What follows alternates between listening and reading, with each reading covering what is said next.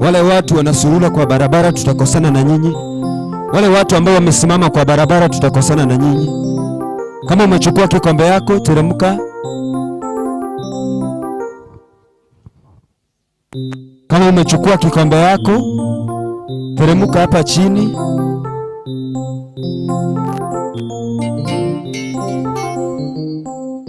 Wale watu wote wenye wako kwa barabara, teremka hapa chini. Sitaki kuona watu kwa barabara.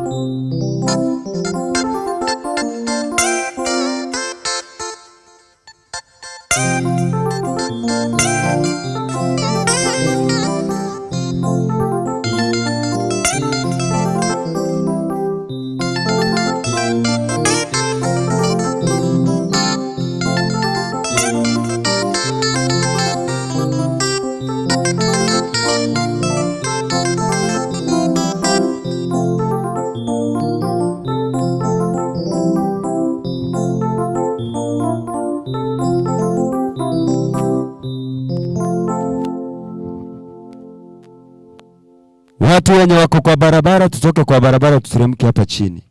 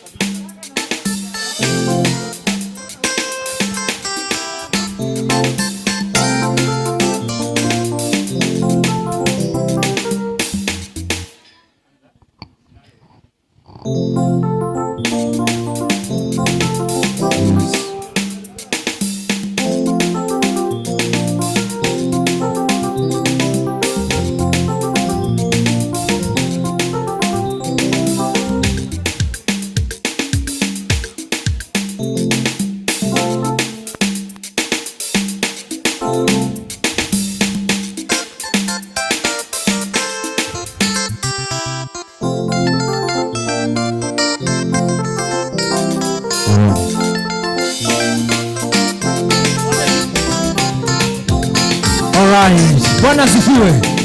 Bwana asifiwe. Ndio namba want to make check. Wacha nisikie shangwe na vigeregere kwa Bwana Yesu. Asante sana. Senge njombe tena chinsa njige ndreta kogenda. Na neto wanta kokora yande tege bono togenda sideka chinke. Ekere bono togo chukwalika ni umurandi aseburu tere bitambe. Timanya tina etimu eri saransa lende limwe saransa mwale wocha moja kora sita kebiri chioka. Ili bono umurandi alafu aingie. Sijui kama amekuwa tayari. Kama amekuwa tayari basi sijui kama umekuwa tayari. Okay, hajasema amekuwa tayari. Kwa hivyo tupate praise and worship team tukisubiri our first speaker. Ikono sasa ile timu ilikuwa hapa mbele karibu sana. Wapi ile timu ya praise? So mcheza vyombo pamoja na timu mzima ile ilikuwa hapa mbele mnaweza kuja. Sasa mitambo iko sawa. Ili wanatoka endelee kwa pamoja. So praise and worship team tafadhali.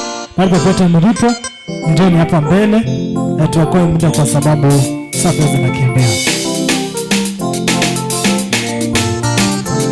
Praise and worship team.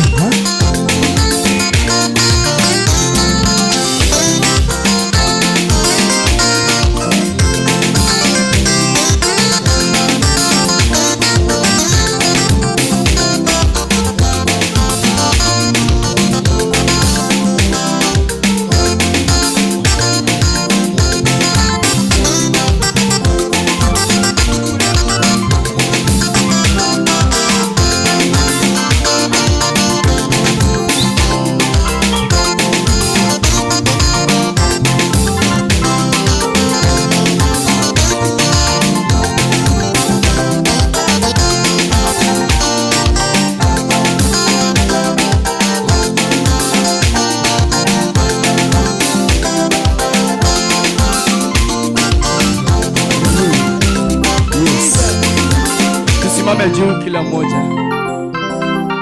Wakati huu tunafaa tusimame kwa miguu yetu miwili.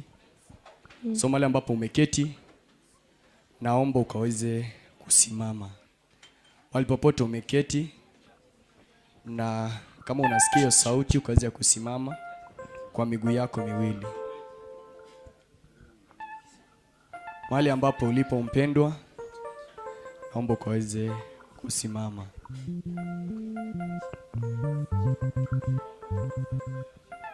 Check. Hallelujah.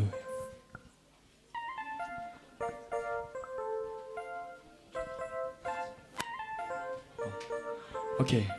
Pia so wala ambao mko hii side napoweka keyboard napoweka sio tunaanza na worship. Okay, tunapo praise. So, utatusaidia tu kupiga makofi yako pole pole. Na kwa sababu ya kamera kuna wale wenye ambao wameizuia. So, mnaweza ipea nafasi. Bwana Yesu asifiwe. Bwana Yesu asifiwe kanisa. Amen. Bwana Yesu asifiwe. Amen. Ni wangapi wako tayari kumchezea Bwana Yesu? Nionyeshe tu kwa ishara ya mkono. Mchapie Bwana Yesu sadaka ya makofi mazuri kwa jina la Yesu. Mko tayari? Mko tayari? Yeah. Mko tayari? Yeah. Haya. Wacha nisikie hiyo. Wa milele Mungu wa baraka ni nani ye? Milele Mungu wa baraka ni Yesu. Sunaona. Hiyo tunaenda hivi. Wa milele ni Yesu. Haya sasa wacha nisikie hiyo. Wa milele Mungu wa baraka ni nani ye? Wa milele ni Yesu. Mchapie Bwana Yesu sadaka ya makofi mazuri. Simama chukua miguu yako tunapomsifu Bwana Yesu kwa muda mchache. Simama chukua miguu yako. Are you ready? Are you ready? Yeah. Are you ready? Yeah. Haya tunaenda hivi bora.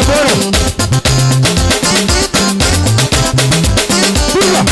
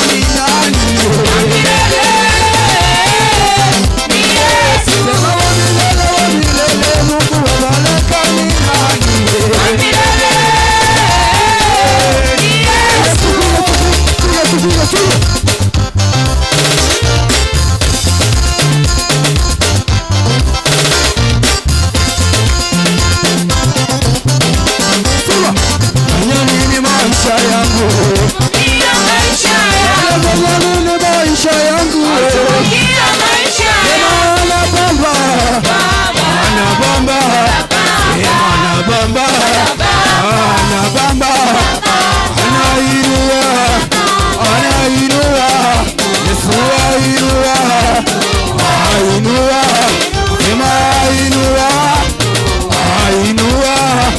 Haya nipe shangwe na vigelegele kwa Yesu jamani. Haya tuje pole pole sasa, tunataka kusikia hiyo. Are you ready? Are you ready? Haya tuje.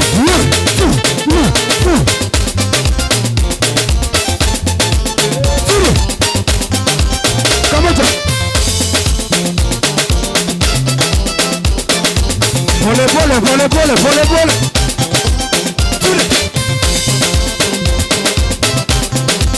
Pole pole.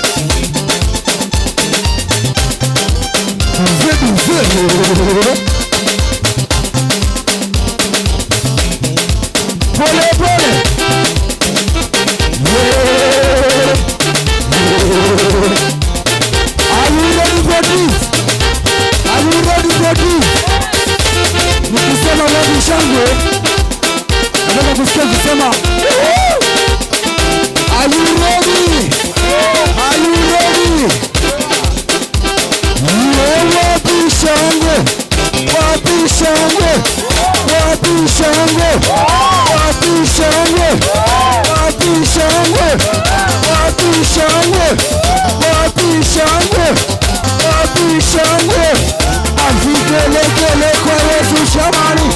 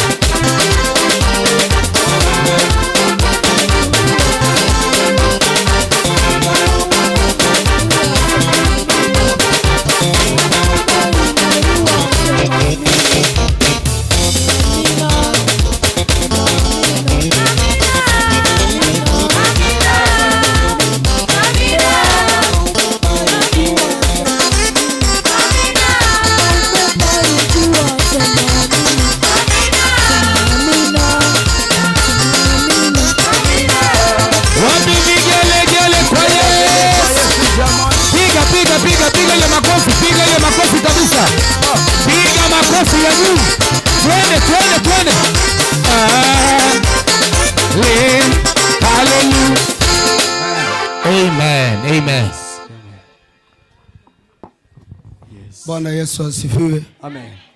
Tusikisane wote ambao wamekuwa wakilala katika mahala hapa zile siku zote, munaombwa nyote kuinuka mzuri muende mpaka nje ya nyumba ya Bishop. Wala ambao mmekuwa mkiishi hapa nyote muende mpaka huko kwa nyumba ya Bishop huko juu. Nyote wote ambao mmekuwa mkiishi hapa kwa hiyo muda yote, unaombwa kuondoka polepole mpaka kule juu. So na wengine wako pale nje, kama unasikia hii sauti, uko pale kwa parapara mpaka huko juu kwa nyumba ya Bishop hapo nje. Bwana wabariki.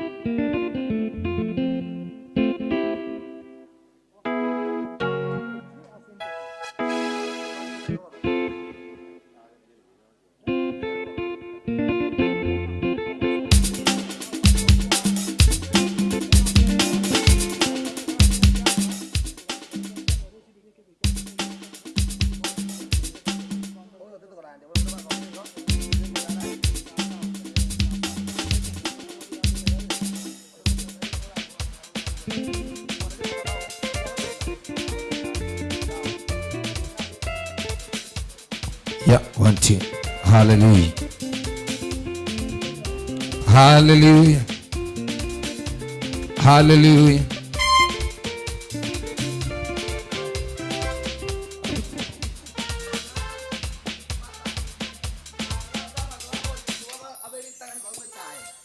Amen. Haya, wale ambao wanaenda kwa mto kwa sababu ya ubatizo wasaviwe mara ya kwanza. Halo, abantu bari bako batisu baba beritanga ni kwewe chae tukuraria montaire ripoti tuapeleke hiyo report. Watu wa ubatizo kwanza wapatiwe chai ndio warudi hapa chini haraka, na wengine naomba tukae hapa. Wewe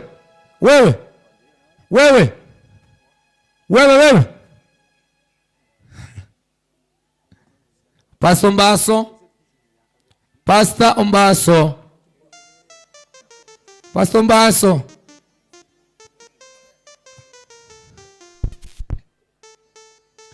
Pastor Ombaso, abantu bari bako batisu baba beritanga ni kwewe chae alafu warudi huku chini. Haya,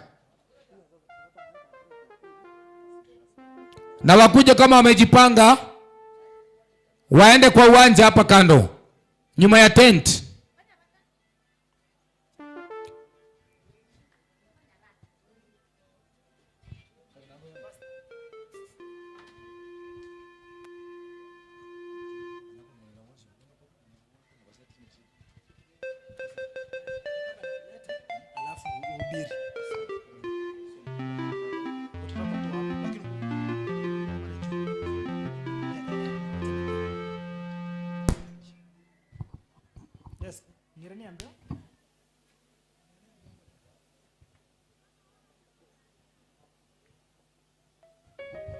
Sante sana wano mwanchu muligira TV naende wano niko toka ndete kusanga so wamo ali tukuligire Jumapili ni mate bwana noga ndete kusenigwa na chia kota irero niko turi chinseme chika chia kyango mwanchu muligiria asa wano toko sanga mona go tera Ndizi TV go tera ya masa ya mwanchu muligiria ni mate muligiria gali ngo tengerete TV ya noga ndete kwe go kya noga ndete wesemya aneke noga ndete konyora amatera manyakurwa se nseme ya kyango mwanchu muligiria anase kanisa The Way Christian Ministries mwanchu muligiria eivono toko sangali tunaote bunali tukulia na otorega ige masa ya mokone kibuna ngonyaro konyora marandi ya maseni ya matera na mangento abateri abaya ndani ya nyumba abateri badibadi antyo koletera abateri mwancho muligeria azeri tukikwenda senge nchiye biro ne chinsa Antete koleta omurandi mutangani bweli tukonseri tukulia lero na gotera no turi nayo goika chinsa isano ne munene so mwancho muligeria no tora chigusanga munaye azeri tukeli gebono lia Jumapili likone kibuna ngonyorore marandi ya masemo kuro chinsi gebono senchire ya benetiga mwaligani murandia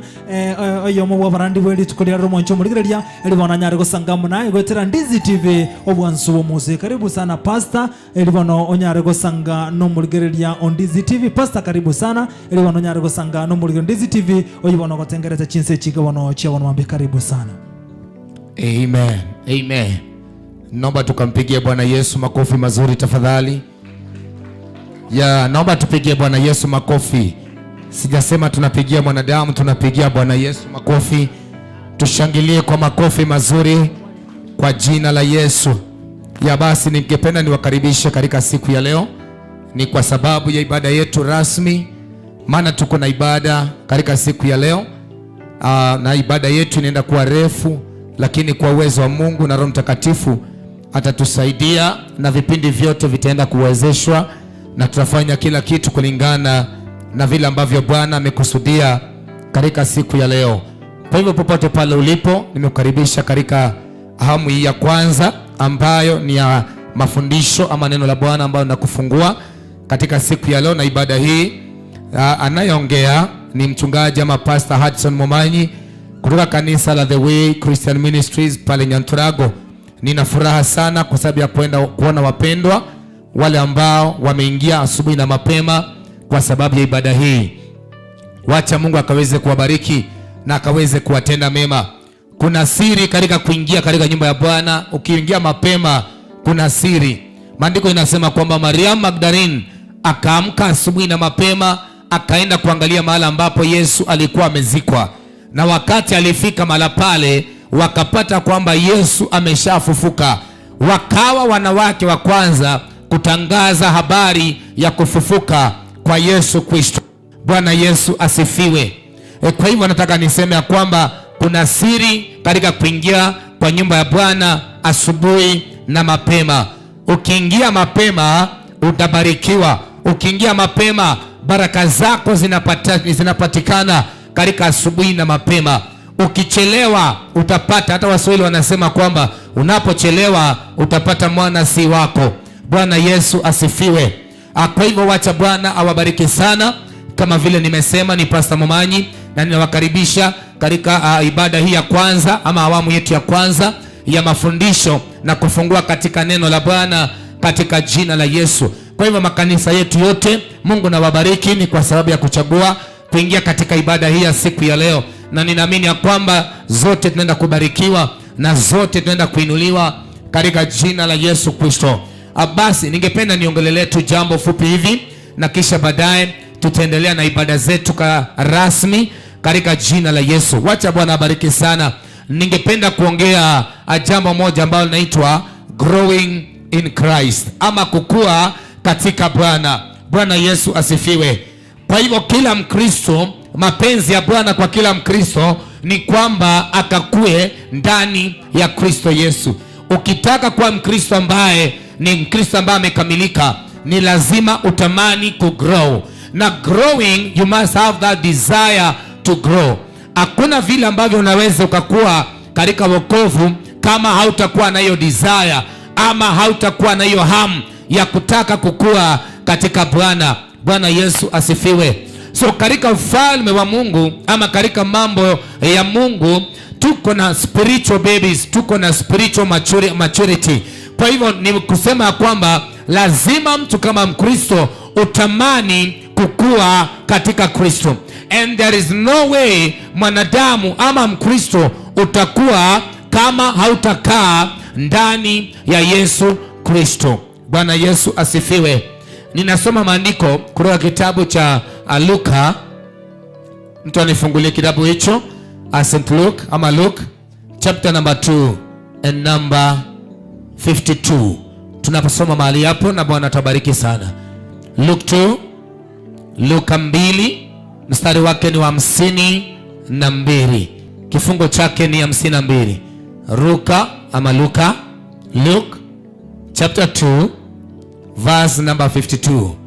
Na Bwana atawabariki sana. Kama kuna mtu amepata atatusaidia kwa kusoma, na Bwana atawabariki sana. Baba, kwa jina la Yesu tunasoma neno lako katika mchana wa leo, na tunaamini ya kwamba Bwana neno hili linaenda kutenda kazi katika maisha yetu. Kupitia neno hili Mfalme, wengi wanaenda kubarikiwa na wengi wanaenda kukua ndani yako katika jina la Yesu. Bariki wote ambao wameingia katika ibada hii. Bariki wale ambao watawako njiani kuingia mahali hapa. Neno hili linapenda kupita Bwana likakuwe la baraka katika maisha yao na kwa wote ambao watasikiza na wale ambao hata wanatazama tukiwa ndani ya TV yetu katika jina la Yesu. Hivyo bariki wasikilizaji, bariki wale ambao wanatazama katika asubuhi ya leo, na sifa na ibada zitakurudia Bwana. Asante ni kwa sababu neno lako, sifa na ibada ni zako. Katika jina la Yesu tunaomba na kuamini.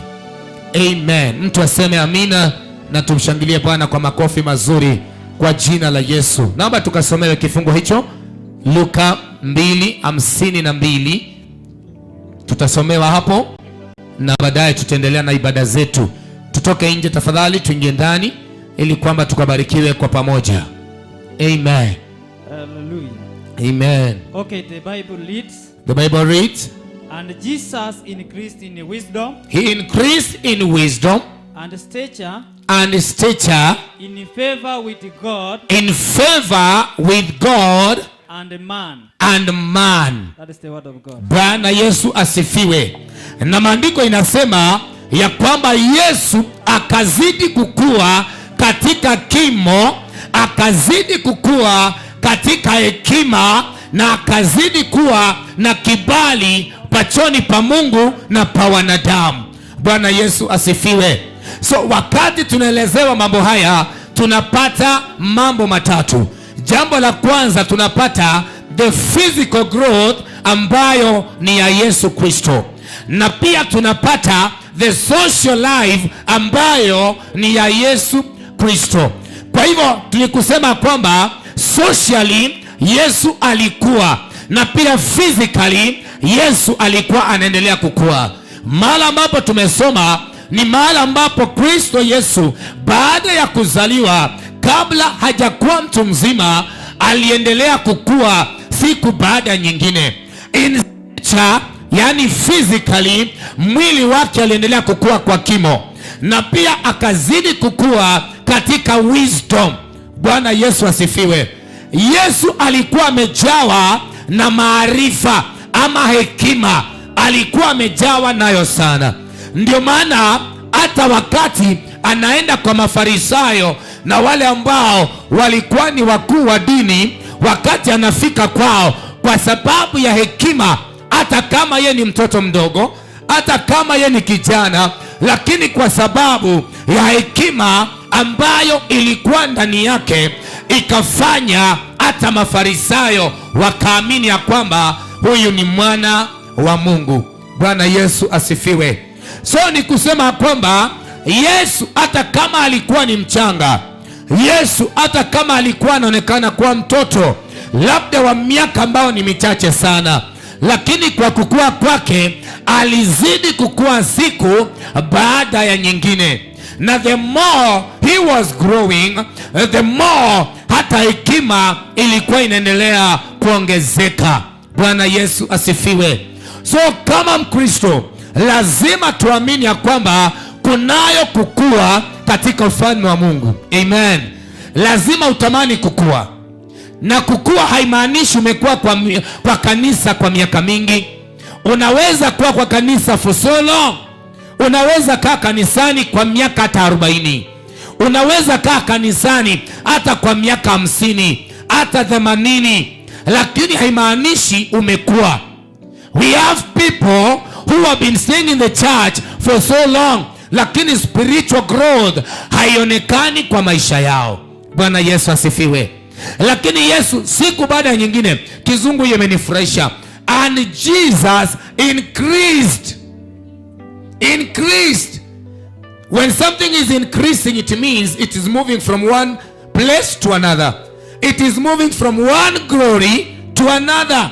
It's moving from one step to another. Praise the living God. Wakati unasikia increase ni kitu ambacho kinaongezeka. Amen. Uliza jirani yako, wewe are you increasing? Uliza jirani yako, mtingishe kidogo hivi, mwambie wewe unaongezeka ama bado uko pale pale? Anasema kwa wapi? Anaendelea ku increase. Bwana Yesu asifiwe. So kwa mambo ya Mungu ama kwa wokovu, mambo ni matatu. It is either you are growing, or you are going back, or you are just maintaining. We call them mark timing Christians. Bwana Yesu asifiwe. Tuko na Wakristo ambao tangu waokoke hawajawahi experience any growth in their lives. Amen. Tuko na watu ambao tangu waokoke hakuna kitu ambacho kimewahi ongezeka, either kimaombi, either kihuduma, wao hawajawahi kuwa. We call them mark timing Christians. Bwana Yesu asifiwe. Hata askari komanda anapoamrisha majeshi ama maaskari, anapowaambia mark time, kazi yao inakuanga tu ni pale. Bwana Yesu asifiwe. Mark time does not mean you should move, lakini mark time inamaanisha you maintain the place, lakini uendelea kufanya nini? No, kutoka mbali watu wakikuangalia wanaweza sema that guy is moving, lakini in reality you are just mark timing. You are not growing, you are not going forward, you are not going backward, but you are just maintaining there. Bwana Yesu asifiwe. So kwa Wakristo ama kwa mambo ya wokovu, mambo ni matatu. Either unarudi nyuma, either unakuwa, ama bado ume-maintain. Tangu wokoke, you have never experienced any form of growth in your life. Praise the living God. Haujawahi kukua, hata kimaombi haujawahi kukua. But what does the Bible say? Ya kwamba Yesu akazidi kukua katika kimo, in stature. Bwana asifiwe. In his social life he had favor with men and with God. Bwana Yesu asifiwe. So ni kusema in his social life yeye ni mtu ambaye alipata kibali sana mbele ya macho ya Mungu na mbele ya macho ya wanadamu. Amen. Alipata kibali, maana siku baada nyingine yeye alikuwa ana grow. Hallelujah. Yeye alikuwa ana grow. Bwana Yesu asifiwe. Nilikwambia ulize jirani yako kama yeye anakuwa ama bado ame maintain. Amen. Bwana Yesu asifiwe sana. So tangu wokoke lazima hayo mambo matatu moja lazima ifanye kazi ndani ya maisha yako. Either umekuwa ama umebaki pale pale, ama wewe unarudi nyuma. Tuko na Wakristo ambao walianza, na hata saa hii ukipatana na wao barabarani wanakuambia unajua sisi tulianza kitambo bwana. Anakuambia mimi nilibatizwa 1970. Anakuambia mimi nilianza kwenda kanisani nikiwa mtoto mdogo. Lakini endelea kuangalia maisha yake uone hakuna growth kwa maisha yake. Inamaanisha all the 70 years that he has spent in the church is in vain, kwa sababu haja grow.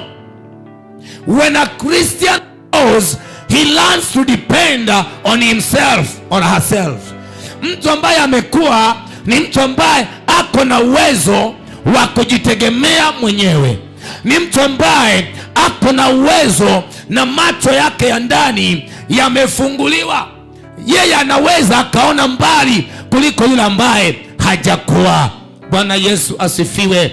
That is why tunawaleta kwa mafundisho, so that we teach you, tuwaelekeze, tuwafundishe jinsi ambavyo utakuwa, tuwafundishe jinsi ambavyo utaendelea katika maisha yako ya kiroho. Amen. Bwana Yesu asifiwe sana. Lakini unajua siku hizi ni tofauti, maana watu hawapendi injili ya kufundishwa. Watu hawapendi injili ambayo wanaambiwa wakajitegemee wenyewe. Watu wamependa injili ya prosperity. Watu wamependa injili ya waambiwe pokea magorofa, pokea mamilioni, pokea pesa kwa akaunti yako. That is what people like. Na unajua wachungaji wengi siku hizi pia na wao kwa sababu wanaona unataka, na wao watakupatia chenye unataka. Ukitaka prosperity, they will give you prosperity. They will prophesy. Wao watatabiria maisha yako. Watakwambia njoo tukuonee. Amen. Wacha nikwambie kitu. Enda utembee makanisa yenye inafundisha neno. Washirika ni wachache sana. Lakini mahali ambapo wanaambiwa mama ninaona utajenga nyumba. Hey my friend, hapo watu wamejaa. Na popote penye kuna kupotea, watu wataingia hapo sana. Popote penye kuna uongo, hapo ndio watu wanapenda sana. Wataingia, watadanganywa, wanasema amen. Bwana Yesu asifiwe. But we teach you vile ambavyo unaweza ukagrow.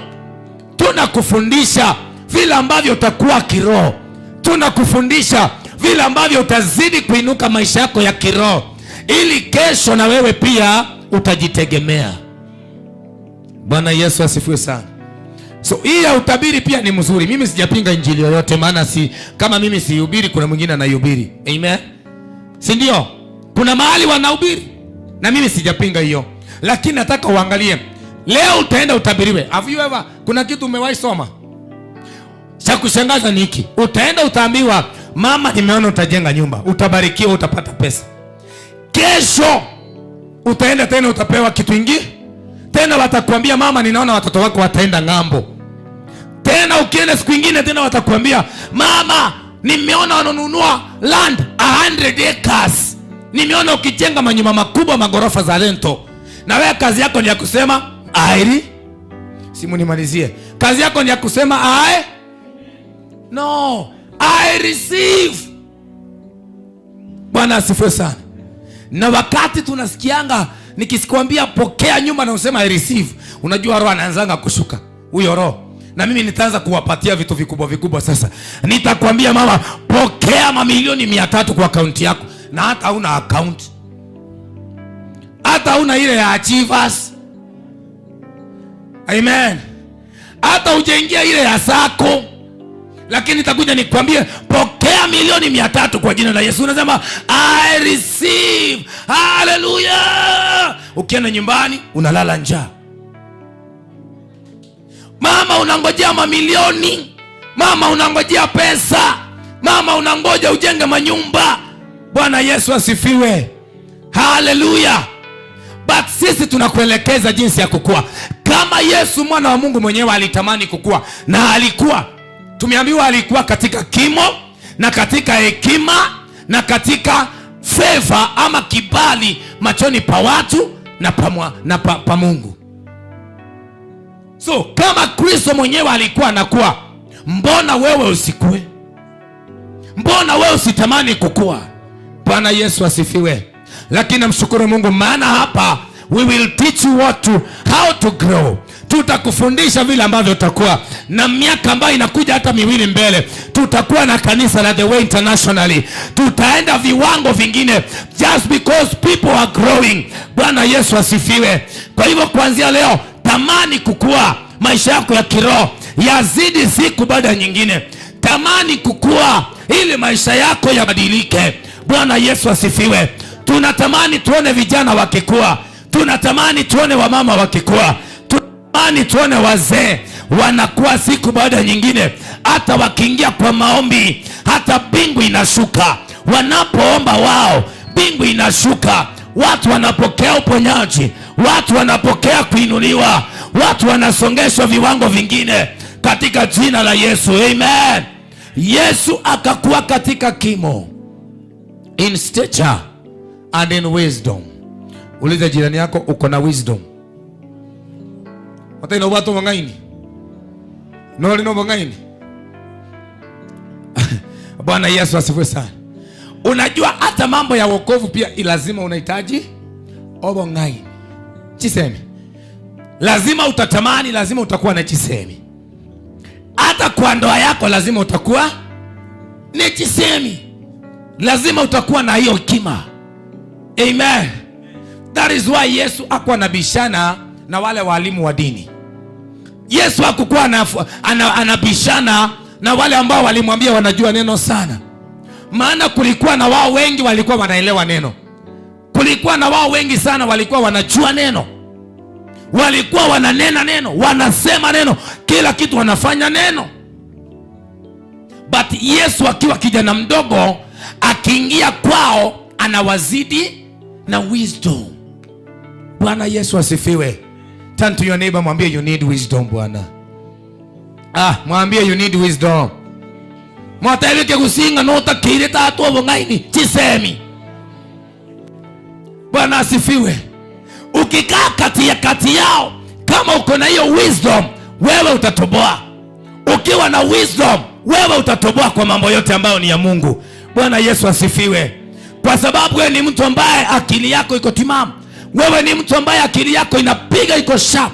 Hata kabla chochote kifanyike, kwa sababu ya ile hekima ya Mungu iko ndani yako, inakupitisha viwango, inakuweka kwa viwango vingine.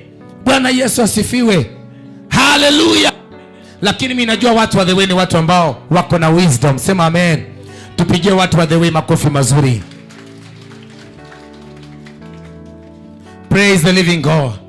Lazima utamani kukua na hekima ya Mungu.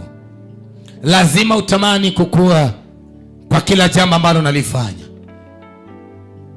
Unaweza kuwa na miaka mingi, lakini kama haujatamani kukua, bado maisha yako yako na shida. Unaweza kuwa na sura. Unaweza kuwa, by the way, ninapoongea kuhusu growth, I don't mean lazima ujenge manyumba makubwa ndio hiyo ndio growth. Amen. Amen. Kwani growing ni nini? Growing ni nini? Growing ni nini? Growth haishiki haishikanisho ama haina uhusiano na materialistic vitu ambazo ziko material. But I'm talking about spiritual growth, spiritual stamina. Hapo ndio unaweza ukatoboa. Bwana Yesu asifiwe. Kama Mkristo unahitaji that spiritual stamina ya kukufanya wewe kusimama, na hata wakati wa majaribu hautaanguka, kwa sababu wewe ni mtu ambaye uko na stamina. Nilikuwa nachezanga mpira, na sometimes hata katoto kadogo kanaweza kuweka chini hata kwa mpira. Bwana Yesu asifiwe sana. So mtu unaweza kuwa mkubwa kwa mwili lakini hauna stamina. Uliza jirani yako, do you have a stamina?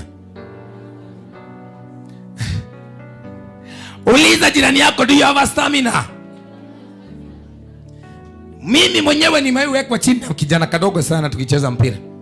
Nilikuwa na kadharau tu, so nakijaribu kukafanyia hivi. Kalipita sijui kaka nipekea hivi, nikaenda chini. Paka nikaanza kujiuliza, sasa huyu ni mtu ananiangusha.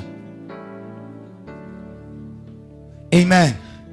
So mambo ya Mungu, you need that spiritual stamina yenye itakufanya wewe kusimama wakati wa majaribu. Wakati unaona kuna kitu ambacho kiko hakiendi vizuri katika maisha yako, because you have that spiritual stamina, you will be able to stand. Bwana Yesu asifiwe. Hallelujah. Maandiko inasema kwa Waefeso ya kwamba be strong, stand still in the Lord. Be strong in the Lord. Wewe kuwa mkamilifu, wewe simama kwa nguvu, wewe simama na hiyo stamina, uone shetani hata ingia kwa maisha yako. Bwana Yesu asifiwe. Watu wengi wanaoanguka ni wale ambao hawaja grow. Maana there is no way unaweza kuwa wewe umekuwa kwa wokovu alafu tena majaribu ikupate unaanguka. Hakuna siku. Bwana asifiwe sana. Ukiona mtu ameanguka ni kwa sababu growth, the level of growth ya maisha yake iko chini sana, ndio maana ameanguka. Bwana Yesu asifiwe. Mbona Yesu hakuanguka na kijana mdogo? Ni kwa sababu alikuwa amekoma, alikuwa amegrow spiritually.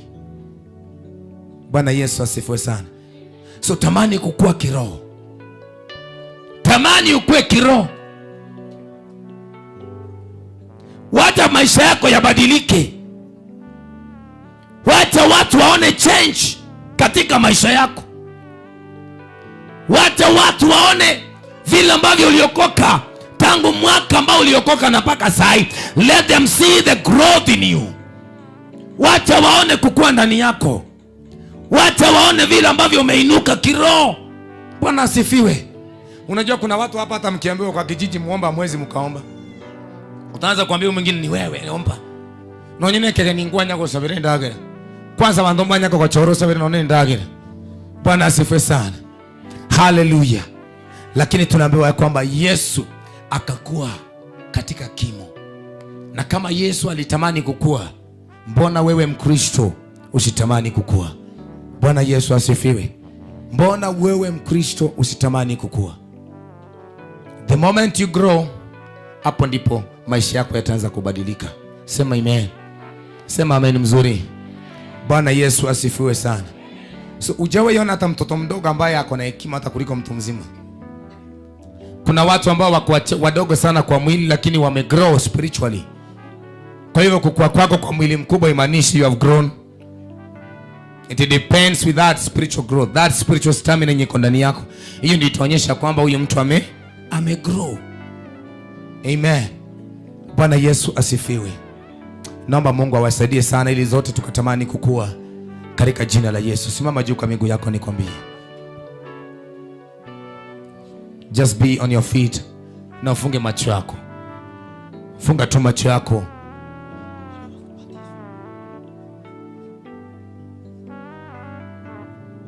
Simama tu juu hivyo. Wale ambao wanabatizwa tafadhali watoke tu nje na wengine waendelee kubadilisha tunapoendelea na ibada hii kwa jina la Yesu. Kwa hivyo kama uko hapa ndani unabatizwa, enda nje na utaelekezwa pale, maana kuna wachungaji wanawangoja. Kama una nguo pia enda uende hiyo nguo. Endea nguo yako ya ubatizo endea nguo yako ya ubatizo kama una nguo, na kama uko tayari pia kuna wachungaji ambao watawaelekeza pale nje. Ningependa tu muondoke pale, tuwapigie makofi wanapoenda kutoka kwa jina la Yesu. Tunafurahia wakati bingu pia inashangilia, ni kwa sababu ya hawa ambao wanaenda kupokea maisha mapya. Bwana Yesu asifiwe. Haleluya. Haya, funga macho yako tu pole pole, ukamwambie Bwana, natamani nikakue. Hilo tu linatosha. Usiombe sana, usifanye chochote, but just surrender your life. Mwambie Bwana, I have that desire to grow. I have that desire so that I may grow in stature, in my social life, in my physical life. I just want to grow in the name of Jesus. Inua mikono yako juu kabisa, mwambie Bwana, natamani nikue. Labda umekaa kanisani kwa miaka mingi lakini bado hakuna growth kwa maisha yako. Labda umekaa sana kwa wokovu lakini bado hakuna growth.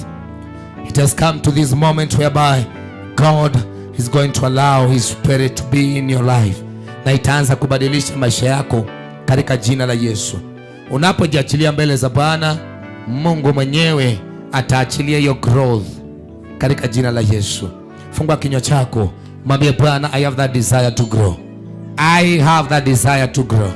My prayer is that I will start to grow in this day in the name of Jesus. Funga tu macho yako, nena na Bwana katika jina la Yesu. Father, we bless you. We give you praise. We give you honor. We give you glory. You are good. You are wonderful. You are mighty. Hey, you are excellent. In the name of Jesus, release that growth in our lives. Achilia hiyo upako wa kukua siku baada nyingine. Achilia hiyo upako na ukaingie ndani ya maisha yetu, na tukaanze ku experience growth in our lives katika jina la Yesu Kristo Nazareti, mwana wa Mungu aliye hai. Kuna wazee wako mahali hapa wanatamani kukua. Kuna wamama wako mahali hapa wanatamani kukua. Kuna hata vijana wa kike na wa kiume ambao wanatamani kukua. Father Lord, it is our prayer ya kwamba tusaidia ili tukaendelee kukua siku baada nyingine katika jina la Yesu. In the name of Jesus, just raise up your hands as you surrender before the Lord. Mwambie Bwana, natamani nikue. Natamani nikue. Natamani nikue. Natamani nikue. Natamani nikue Bwana.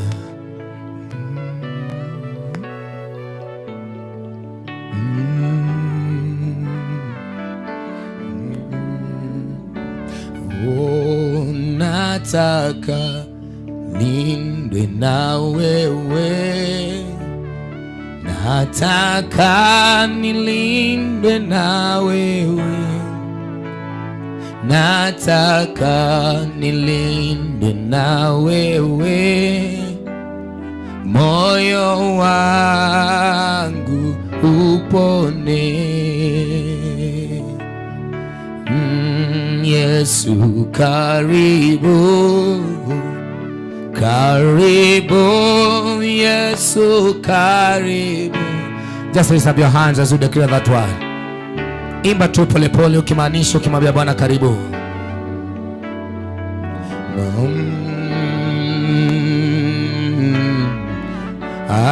Karibu, Yesu karibu. Karibu, Yesu. Fungua kinywa chako, mwambie Bwana, Yesu karibu. Hey, moyo wa upo unataka nijazwe na Roho. Nataka. Hallelujah. Moyo wangu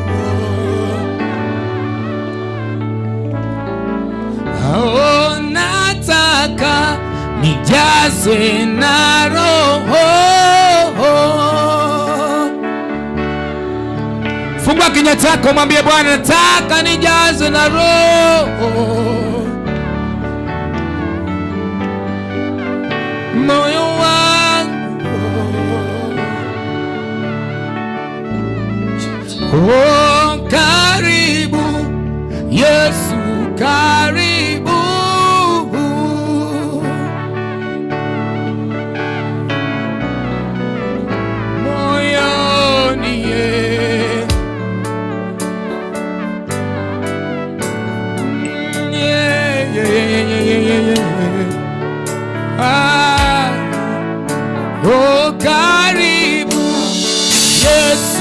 karibu. Fungua kinywa chako, mwambie Bwana,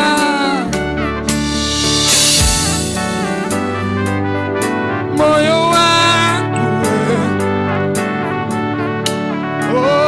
upone. Mungu anaweza akakufanya ukakue. Hakuna kitu kizuri kama kukua ndani ya Kristo Yesu. Hakuna kitu kizuri kama vile Mkristo wakati ambapo unakuwa. Hakuna kitu kizuri kama vile unavyotamani kukua. Hakuna kitu kizuri kama vile Roho wa Bwana akiingia ndani ya maisha yako katika jina la Yesu. Hakuna kitu kizuri kama vile Bwana akakusaidie katika kukua kwako katika jina la Yesu. Mwambie tu Bwana, niko tayari. Just tell God, I am ready. I want to experience that growth in my life. I want to experience that growth in every area of my life in the name of Jesus. Mwambie Bwana, kila saa, kila wakati wewe ni mwaminifu. Natamani nikakue katika jina la Yesu. Natamani nikue Bwana. Natamani nizidi siku baada nyingine. The Bible said in Luke chapter 20 verse number 52, Jesus increased, yeye alizidi kuincrease. Mwambie Bwana, I need that increase in my life. I need that increase in every area of my life. Katika jina la Yesu. Bwana, wewe ukianza kukua, utamuelewa, utamjua zaidi, utamfahamu katika jina la Yesu.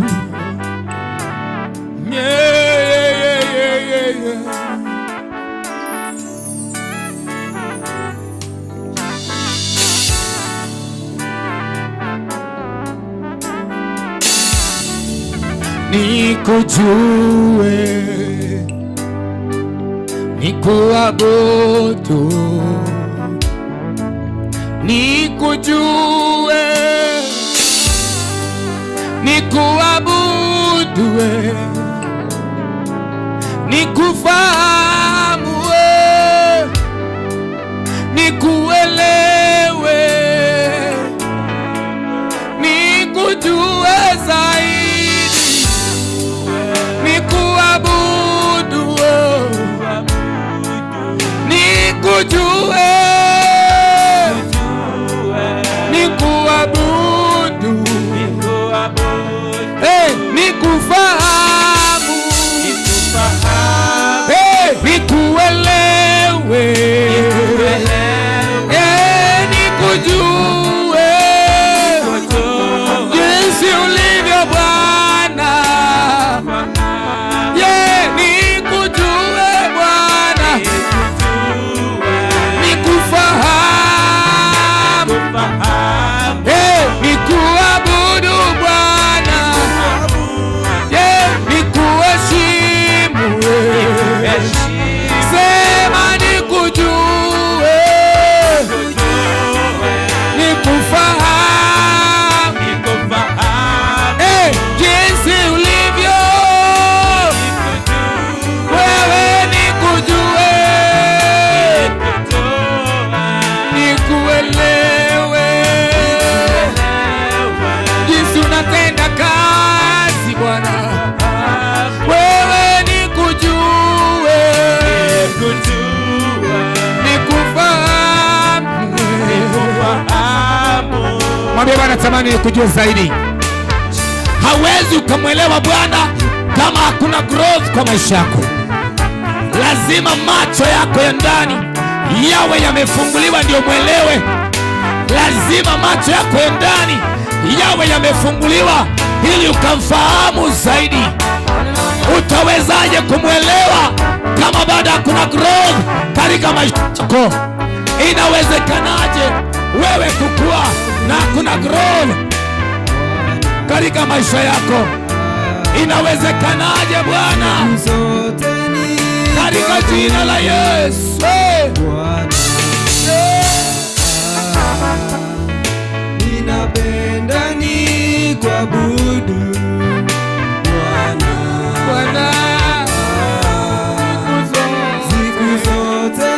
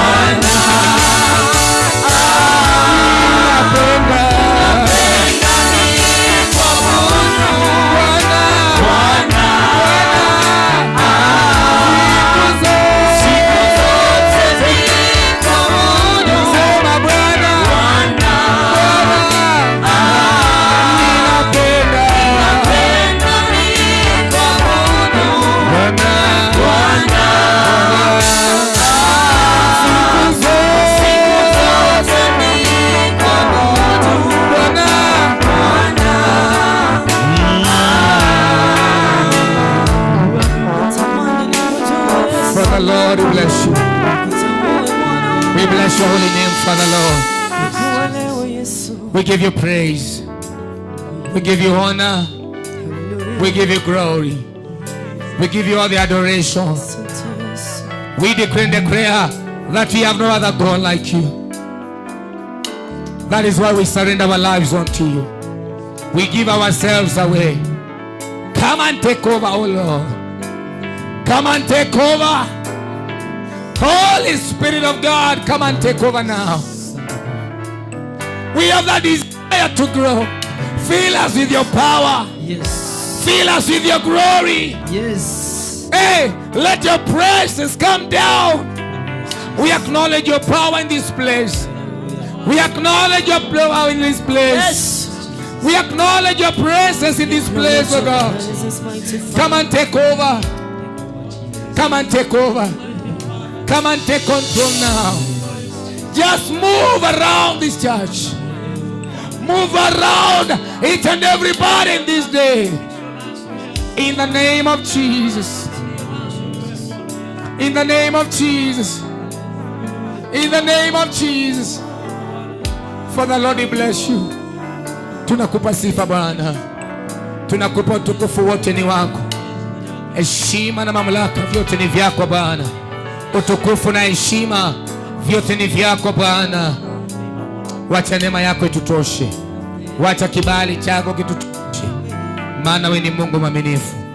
Maana wewe ni Mungu ambaye unaweza. Asante Bwana Yesu. Asante mtakatifu. Maana wewe ni Mungu. Jina lako litukuzwe. Jina lako libarikiwe. Jina lako linuliwe milele. Kwa sababu Bwana unastahili. Kwa jina la Baba, la Mwana na Roho Mtakatifu. Mtu asema amen. Amen. Patie Bwana sadaka makofi mazuri. Amen. Amen. Patie Bwana sadaka makofi mazuri. Amen. Come on, celebrate Jesus. Hallelujah. Yes. Hallelujah. Hallelujah. Amen. Amen. Naomba geukia jirani yako mpatie high five. Patia jirani yako high five. Hata nimekupatia ruhusa. Simama juu kwa miguu yako. Sikumbuki nikisema watu wakae chini. Chitingi nyoriteka na dada wandu wikaransi. Utatigansa uka. Simama juu kwa miguu yako. Tembelea jirani yako mpatie high five. Salimia watu wawili watano, upatie high five. Na waambie Bwana anawapenda kwa jina la Yesu. Just say hi to 2 or 5 people.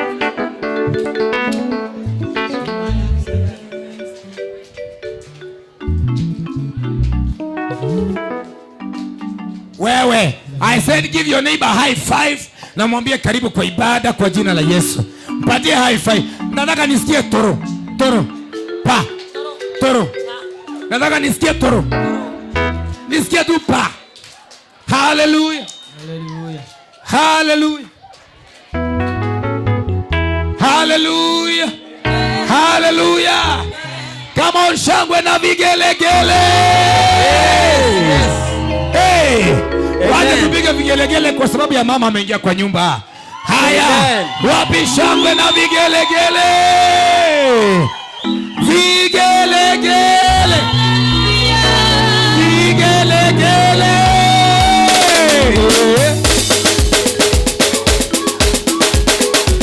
Weka mikono juu kabisa.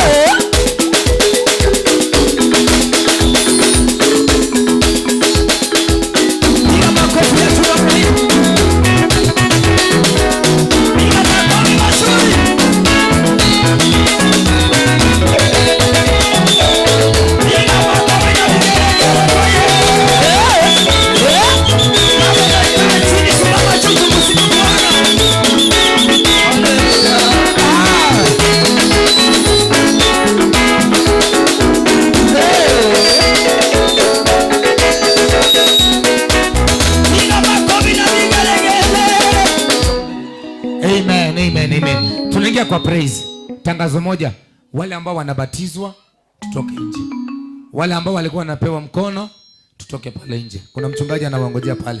Please, kama uko hapa ndani ulikuwa unabatizwa, ulikuwa unapewa mkono, tutoke tu nje kidogo.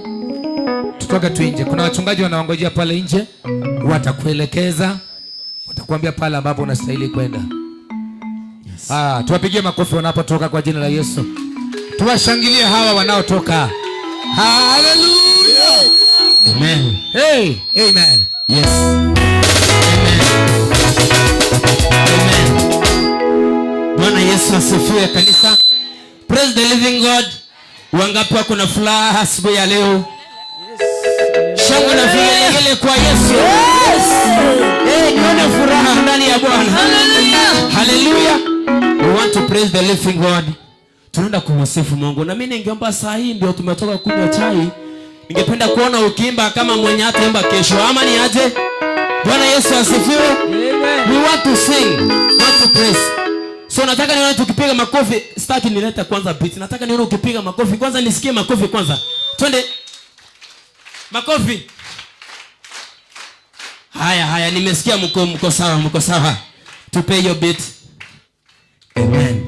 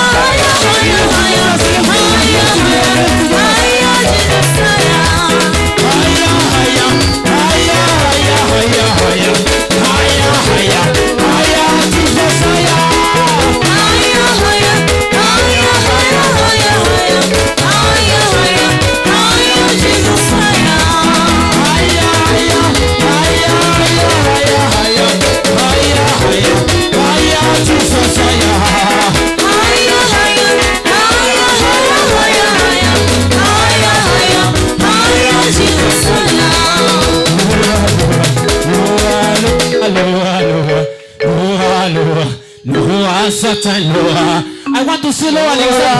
Loa, Satan, everybody. Loa, Satan, Loa, Satan,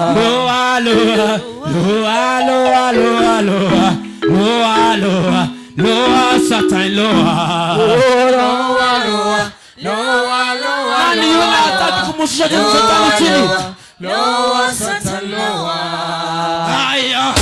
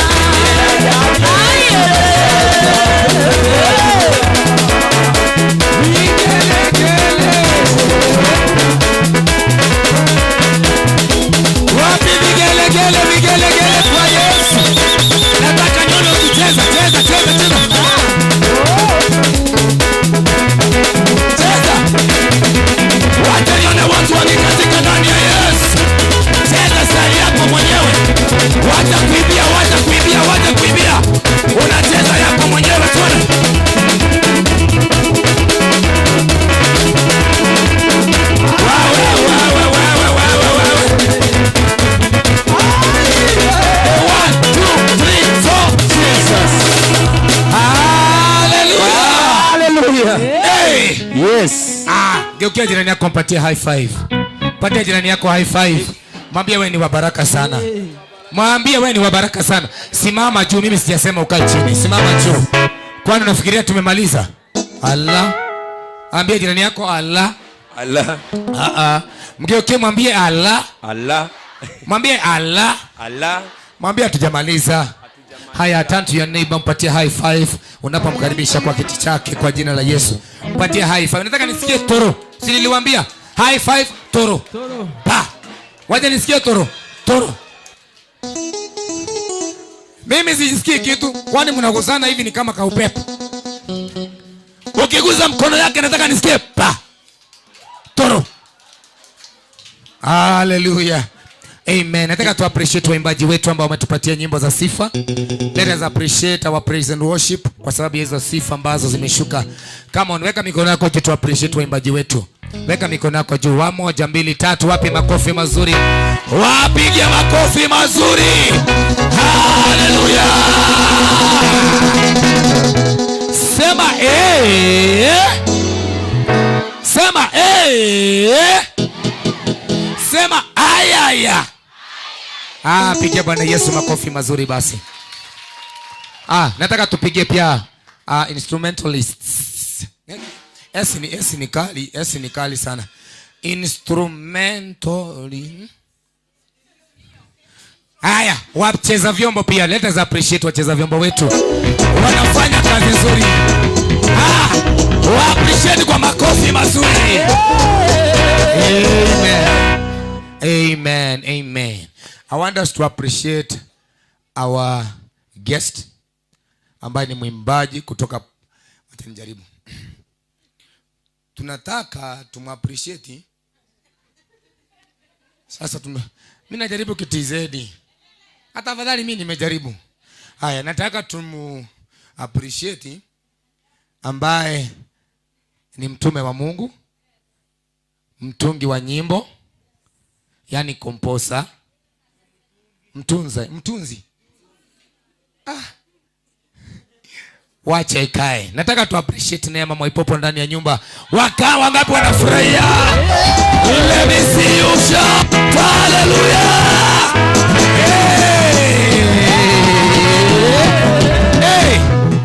Hey. Alafu kuna pia dada ambaye tumekuwa pamoja na yeye all the way from TZ. Sijui ndege ameachilia wapi, amepaka wapi, lakini nadhani uwanja ni kubwa. Maybe ukienda pale ngambo ndege yake iko pale. Nataka appreciate pia ndani ya nyumba. Let me see you shout hallelujah. Hallelujah. And now nataka appreciate our mom, the one and only. Yes. Mama ya watoto wengi. Mama paka ya wazee wenye wako na ndevu. The one and only. Uko tayari kushangilia? Uko tayari? Haya, 1 2 3, wapi shangwe na vigelegele? Hallelujah.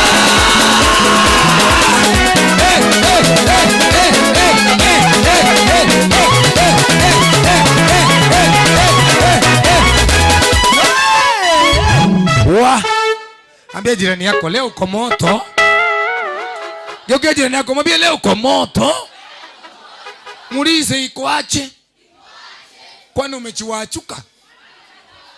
Hiyo ni Kiswahili yetu. Hiyo Neema Mwaipopo asisikie. Muulize kwani umechiwachuka? Bwana Yesu asifiwe. Nataka tu appreciate wamama wote kwa nyumba, wamama wote ambao wako mahali hapa, nisikie vigelegele. Wapi vigelegele? Amen. Na pia tuko na wazae, si ndio? Tuko na wazae kwa nyumba. I want us to appreciate all the wazais in the house. 1 2 3. Wapi makofi mazuri? Vigelegele. Tuko na watoto wadogo ndani ya nyumba ambao ni wa Sunday school na teens na kila na wote. Nataka pia tu appreciate 1 2 3. Wapi vigelegele? Hallelujah. Haya, nataka tu appreciate watu wa Kenyenya. Watu wa Kenyenya mko wapi? Mko wapi watu wa Kenyenya? Yaani sometimes ukisikia nikiongea Kiswahili mingi unafanya haraka haraka, Kiswahili yangu itaisha kabla hujainua mikono. Amen. Haya, wako wapi watu wa Kinyinya? Watu wa Kinyinya 1 2 3. Let us appreciate all the Kenyanya people. Hey! Hey! Shamba guys, simama juu bwana, tunawaona. Wacha tuwashangilie. Makofi mazuri kwa Yesu. Hallelujah. Hey! Watu wa Mwagenda wako hapa. Watu wa Mwagenda wako hapa. Hebu nione mko pande gani? Haya, Mwagenda yaachia mente kama jeshi. Mwagenda imeongeza kama jeshi. Let us appreciate Mwagenda Chacha. Hallelujah.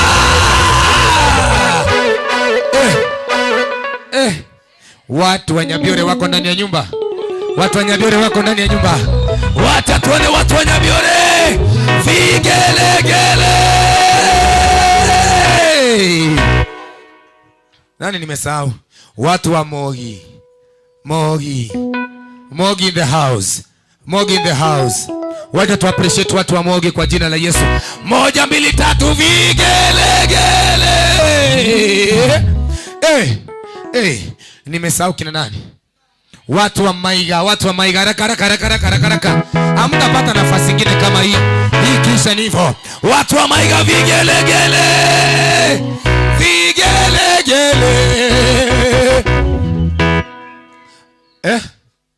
Nimesahau wapi? Itongo. Watu wa Itongo vigelegele kwa Yesu. Hallelujah.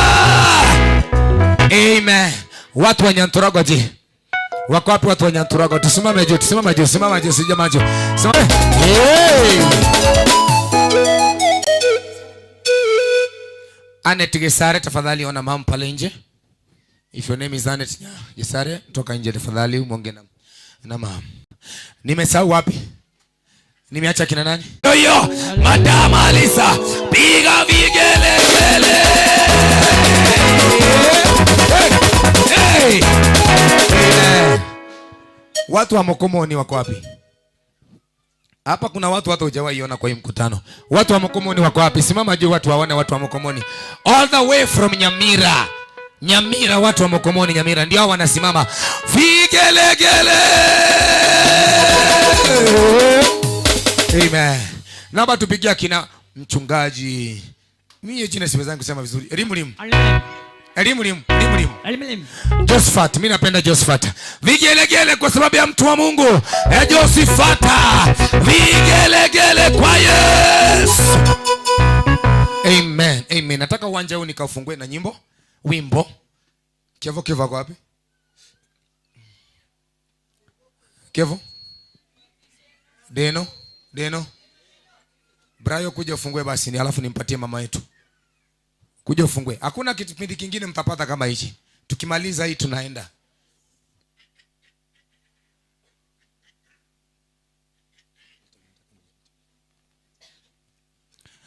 Aya, sawa. Kama yuko basi nataka tusimame juu tunapomkaribisha mam ambaye ni Neema Moipopa. Leo anatupatia kobole. Kobole wanasemaje na kitizeni nilisikia?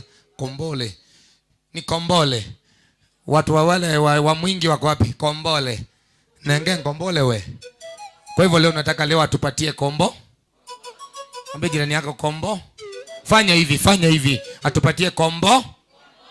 Ya, atatufungulia kwa nyimbo, atatupatia hata kama ni 2 3 hivi. Halafu kisha baadaye tena tutaendelea kwa jina la Yesu. Wakati wangapi wako na furaha kwa sababu ya kumkaribisha Neema Moipopa kwa nyumba? Kama unafurahia simama juu bwana. Vitu zingine wacha kufanya kienyeji. Ambia jirani yako waache kienyeji. Mwambie waache kienyeji kiagusi. Mwambie waache kienyeji mwingi. Haya, weka mikono yako pamoja, anapenda kumkaribisha, anapenda kutubariki kwa wimbo wake kwa jina la Yesu. Wapi shangwe na vigelegele? Hallelujah! Vigelegele. Amen. Hallelujah. Amen. Sema yay. Sema hallelujah. Kwa nini umeketi chini wewe? Kamera. Akai ndo tuno matega songo. Mwakera Yesu chinkovi. Chinko byose Yesu. Haleluya. Nipungie mikono hivi kama waniona jameni. Haleluya, haleluya. Nataka tuende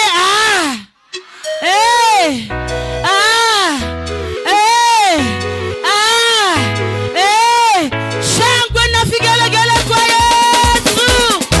Yes. Wapi kuruka kwa Yesu.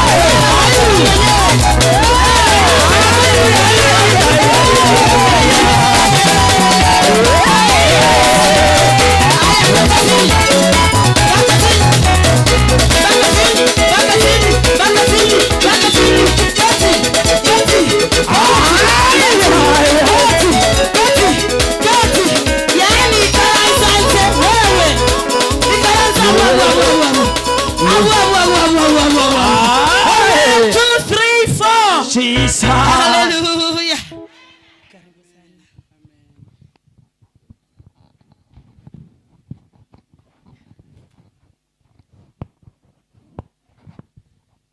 Haleluya. Bwana Yesu asifiwe. Bwana pewe sifa watoto wa Mungu. Wangapi wananiona? Tuonane. Haleluya. Hebu piga makofi appreciate mama kwa utukufu wa Bwana. Amen. Simba wa Yuda. Tuonje kidogo.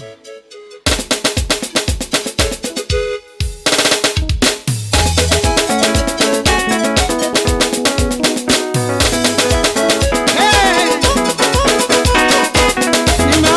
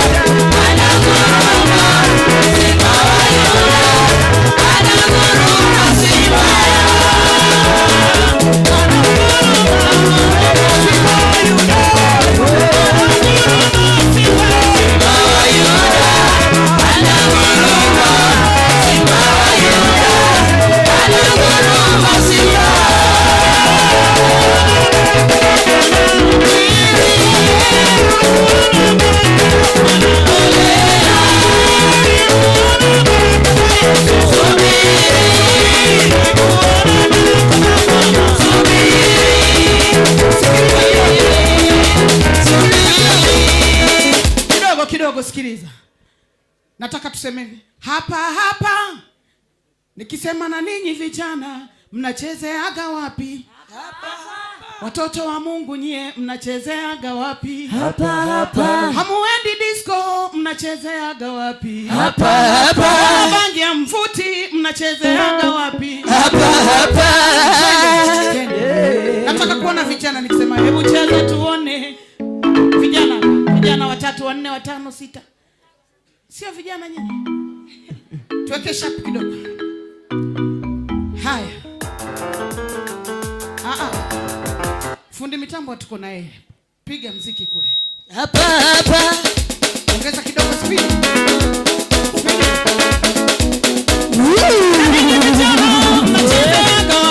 Hapa hapa. Watoto wa Mungu ni mnachezeaga wapi? Hapa hapa. Hamuendi disco, mnachezeaga wapi? Hapa hapa.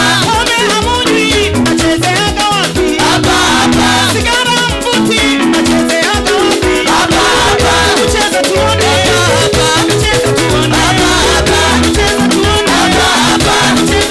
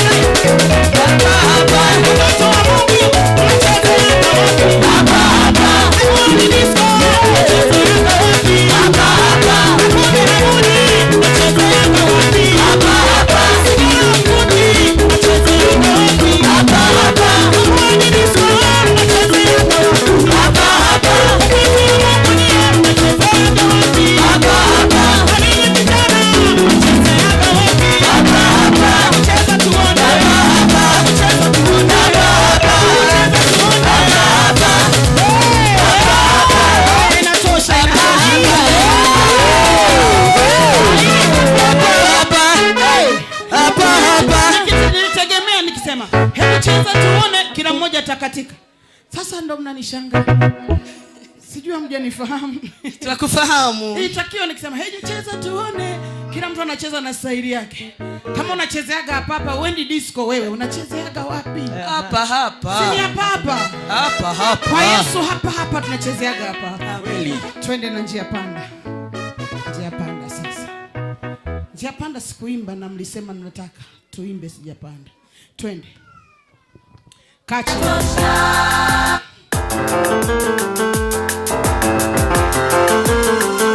Piga makofi kidogo tuna.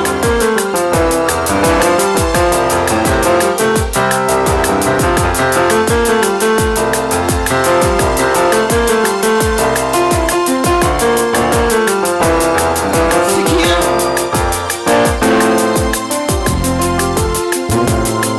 Nimefika njia panda. Nimefika njia panda. Nimefika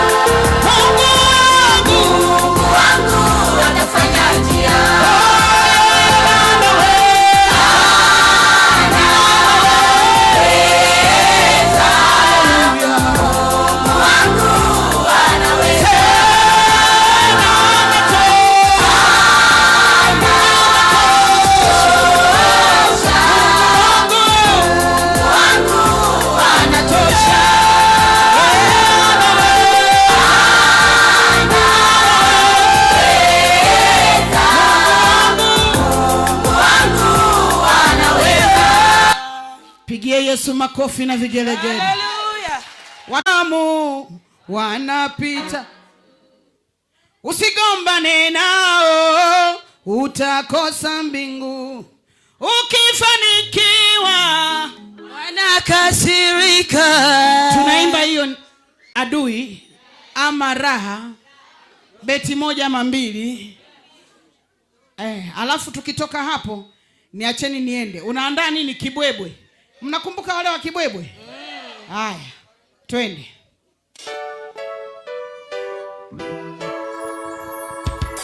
Adui zangu nimewasamehe bure. Simama. Moyoni mwangu sina kinyongo tena. Watesi wangu nimewasamehe bure. Moyoni mwangu nimejaza msamaha. Shika kifua twende namna hii. Wenye kofia. Lakini nyumbani mwa Bwana si vema kuvaa kofia. Twende. Moyo wangu una amani. Moyo wangu hauna mashaka. Moyo wangu una furaha. Moyo wangu una kinyongo. Moyo wangu una amani. Moyo wangu hauna mashaka. Moyo wangu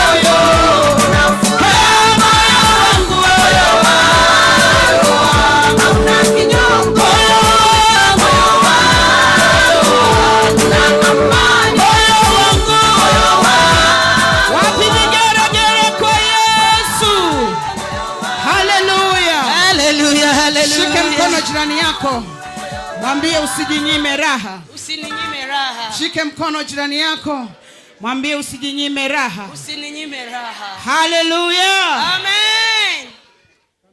Kaka, ujambo? Naendeleaje? Kwani umeokoka?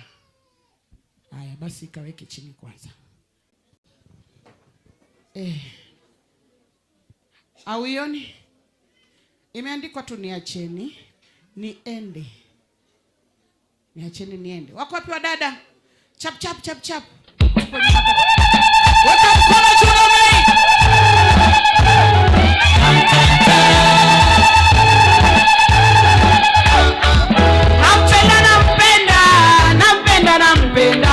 Ninampenda mpenzi aliyenichagua.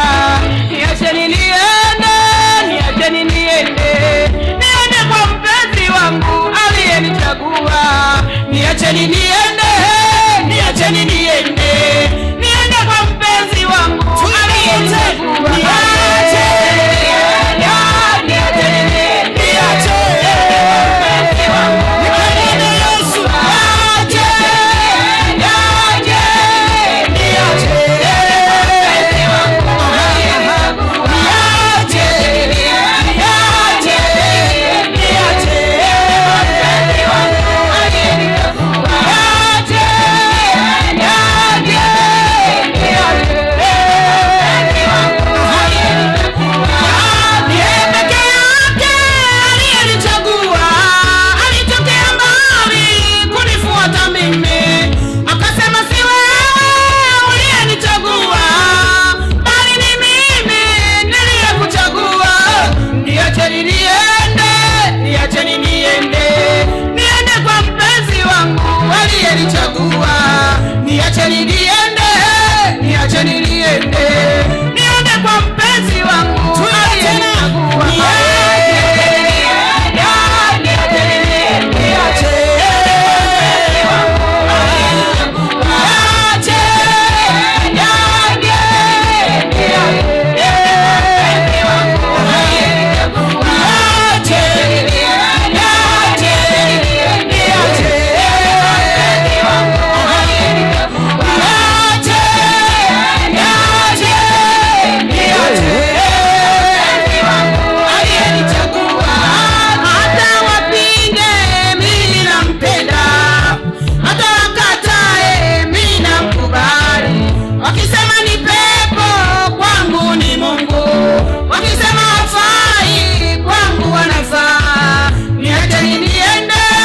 niacheni niende. Niende kwa mpenzi wangu aliyenichagua. Niacheni niende, niacheni niende. Mpenzi wangu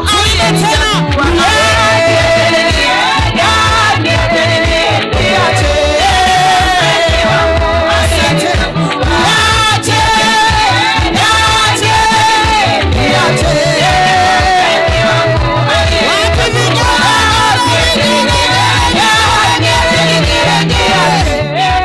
Hallelujah.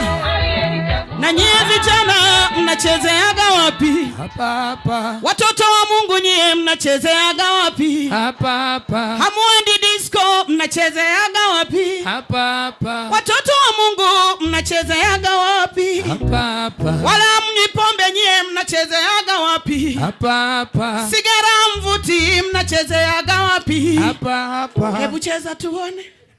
Hebu cheza tuone. Hapa hapa. Hebu cheza tuone. Hapa hapa. Hebu cheza tuone. Hebu cheza tuone. Hebu cheza tuone. Watoto wa Mungu mnachezeaga wapi? Hamunywi pombe mnachezeaga wapi?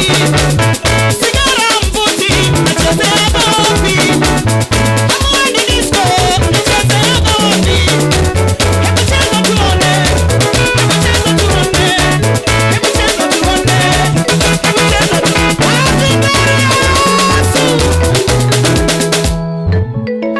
Asante.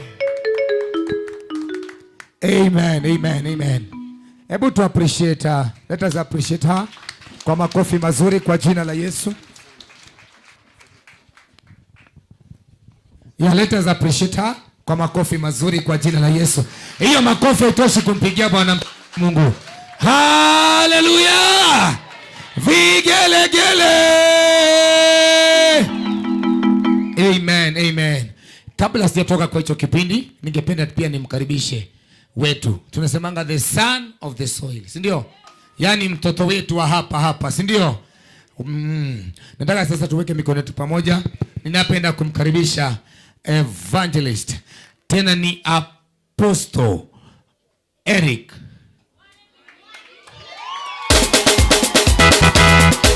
Wapi vigelegele? Vigelegele mpaka fika hapa mbele. Vigelegele, vigelegele, vigelegele, vigelegele.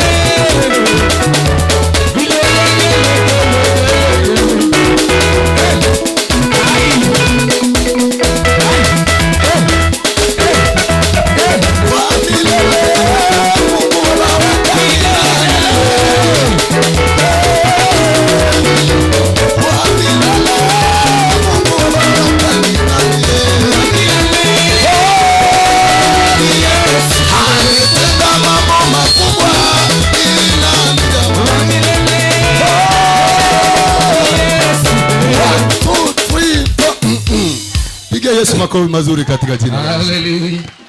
Tuendelee ama tusiendelee? Ama tuachie hapa?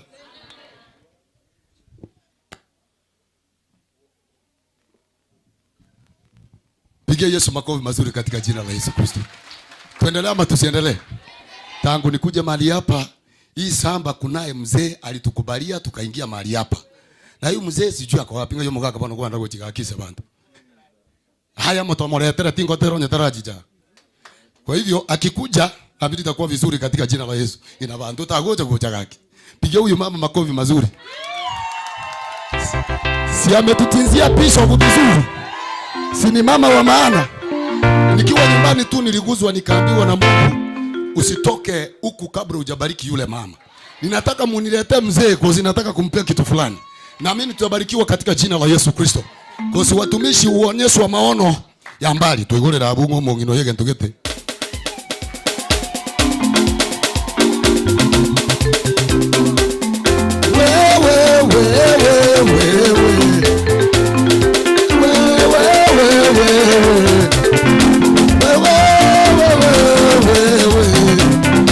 Mwanzo tena mwisho ni wewe.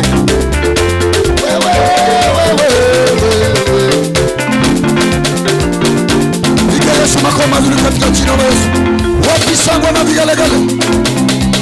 Kama maboyi bono ngona. Beka.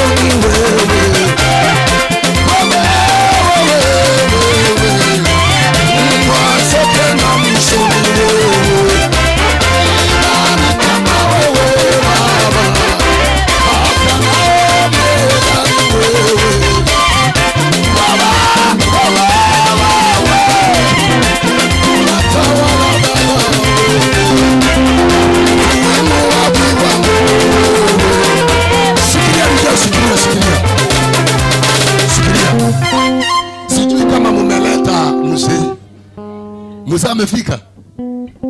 Bwana Yesu asifiwe. Haki toletera umugaka gaki. Toletera umugaka.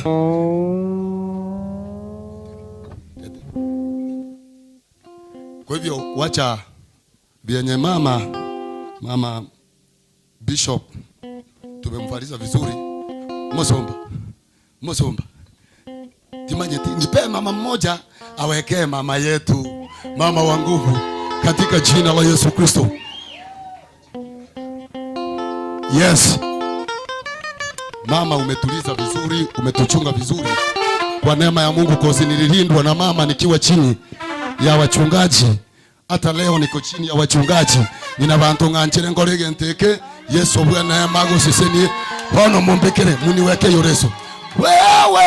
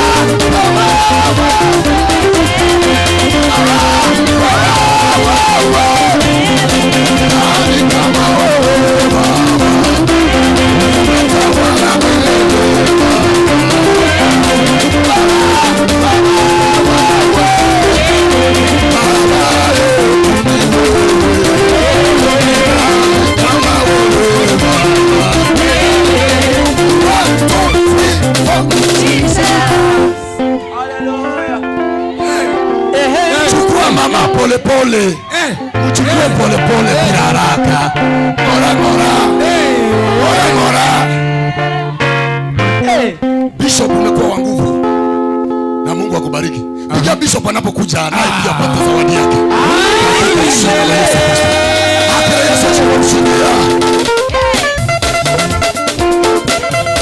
Sasa wachungaji tutawekea bishop kitu fulani hapa. Wewe wachungaji kuja.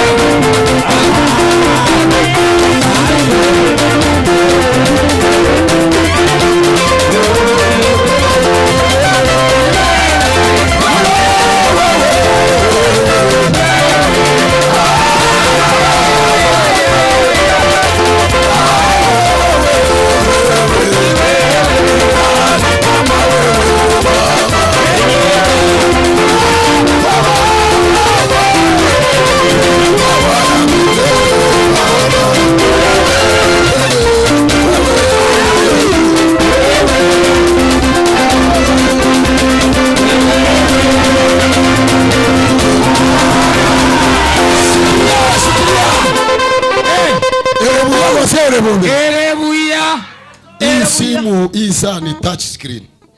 Sasa bishop akiwa pale anaigusa huku juu, simsumbue kufinya finya huko kando. Sijui ni nani atamwekea mugako olinga yeye ndogochi. Bishop huyo. Wekera bishop wenze yu. Na kava yake ya juu ni kama ni gold. Bishop vitu za gold zitakuja. Pigia Yesu makofi. Kwa jina la Yesu.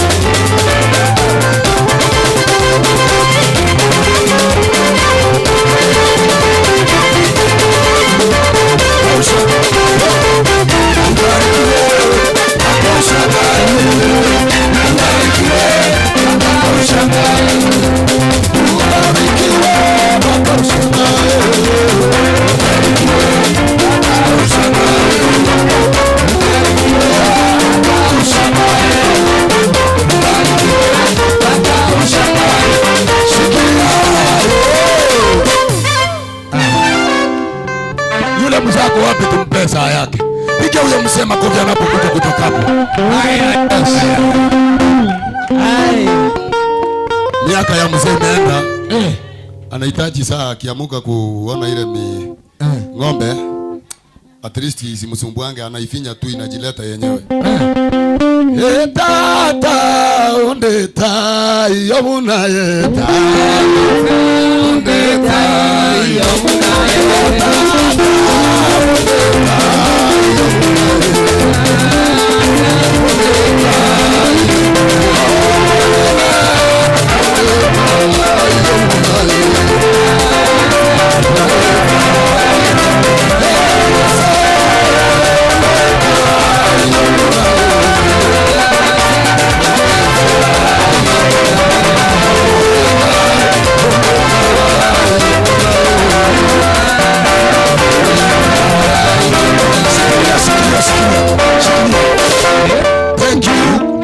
amani aendelee kuinua. Wacha nilete wimbo ambao unasema namanyire nyasa uyu ngutuma roho Samaria. Yes. Tubekele bono. Ayo utapiga makofi mahali ulipo pole pole. Hey, tubekele.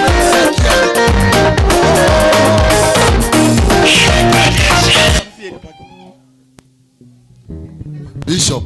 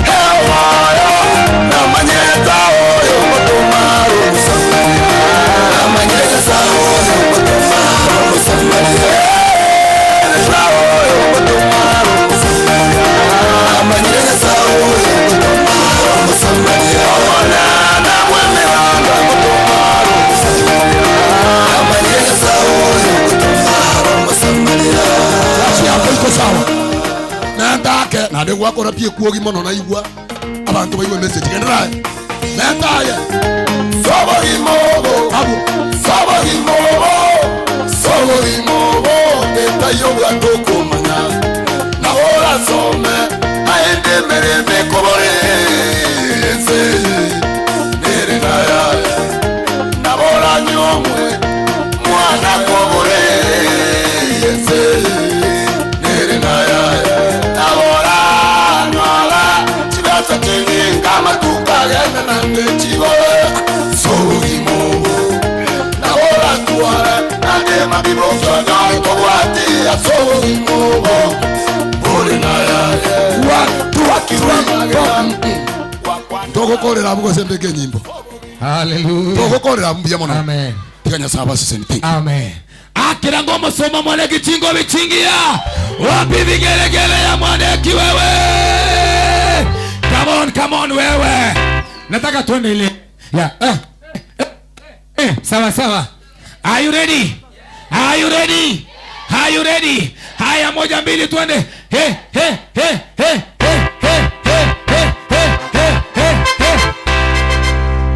Bas, hiyo maneno iko sawa. Bwana Yesu asifiwe. Kabla sijaenda kwa kipindi kingine, ningependa nilete Tintageti. Tinga moreta pi. Tintageti. Tintageti. Na.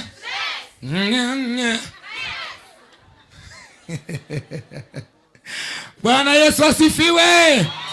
Wapi makofi ya Reverenda? Oh, soro. Hallelujah. Wapi vigelegele kwa sababu ya soro jamani? Makofi mazuri kwa Yesu. Amen. Tintageti kolera na inde miaka na lerire ya isanire. Omurwaniririo ne segiana tigebe ao. Kere merine tagete kongira ondende. Ekere miageta gete kombua ondwanirire tata. Ligani yako wapi? Ligani Wesley wako wapi? Na Vincent. Ligani Wesley na Vincent wako wapi? Sitawaona. Wakimbia Baraka. Ligani Wesley pamoja na Fini. Halafu namna hiyo. Basi, anzisha mzuri basi. Anzisha hiyo kitu. Aya, ongeza sauti mzuri tu. Babu Studios. Ongeza sauti mzuri baba.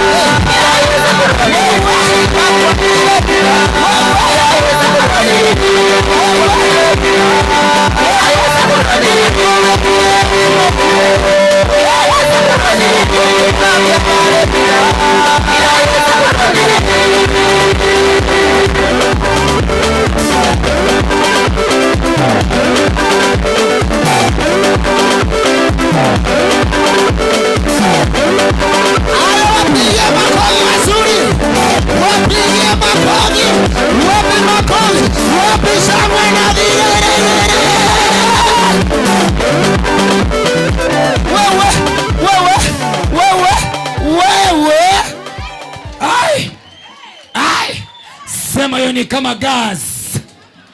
Sema hiyo ni gas. Piga vigelegele. Haleluya. Wapi shangwe na vigelegele? Ai. Wangapi anasema hata tumalizie hapa tuone nyumbani? Kama unataka tumalizie hapa, inua mkono juu nione. Wacha nione kwa ishara mkono. Amen. Piga Bwana Yesu makofi mazuri tena. Kwa jina la Yesu. Nataka tu nikaribishe kwaya mbili peke yake zikarepresenta makanisa yote ya The Way CM. Maana tutaimba sisi wote, si ndio? Hatutaimba sisi wote, tutafika hapa, tutatoka hapa jioni kabisa. Lakini nataka nikaribishe kwaya mbili peke yake na kisha baadaye tuingia kwa sehemu nyingine kwa jina la Yesu. Ngapo wanapenda kusikiza nyimbo za kwaya? Haya, tupige kwaya ya Kenyenya makofi mazuri kwa jina la Yesu. Nataka nione kwaya ya Kenyenya. Wapi vigelegele kwa hiyo kwaya? Wapi vigelegele ya kwaya? Haleluya! Hiyo kwaya Kenyenya ingia sasa. Unasikia kwa gitaa? Sikia tu. Karismatika tu.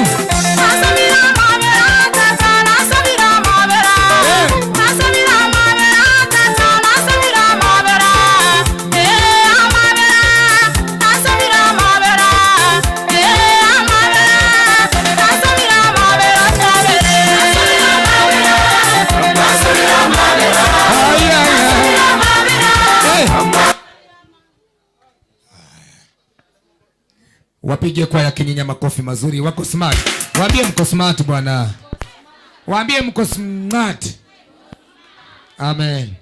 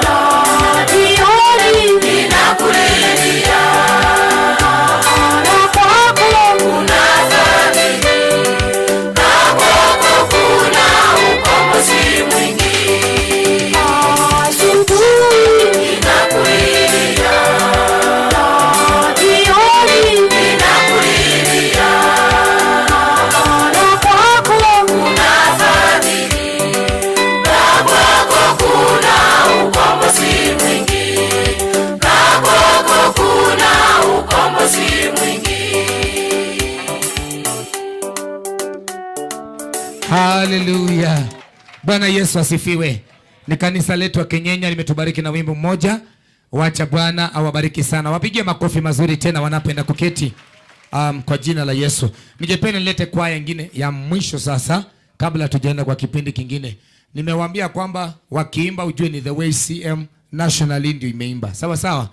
Maana tutaimba sisi wote. Bwana Yesu asifiwe. Ningependa niwakaribishe pia vijana wa Nyanturagwa wanapotupatia wimbo mmoja wa kwaya kwa jina la Yesu. Watupatie wimbo wao pia na tutakuwa tumebarikiwa kwa jina la Yesu. Hawezi hata kuwapigia makofi mazuri. Ni kama domu zimefungwa, wangevaa uniform yao, lakini domu imefungwa mahali wanaweka uniform. Kwa hivyo tutawasamehea kwa jina la Yesu. Tuwapatie makofi mazuri, sadaka makofi mazuri wanapotubariki na huu wimbo. Naomba na uombe pia kukubariki kwa jina la Yesu.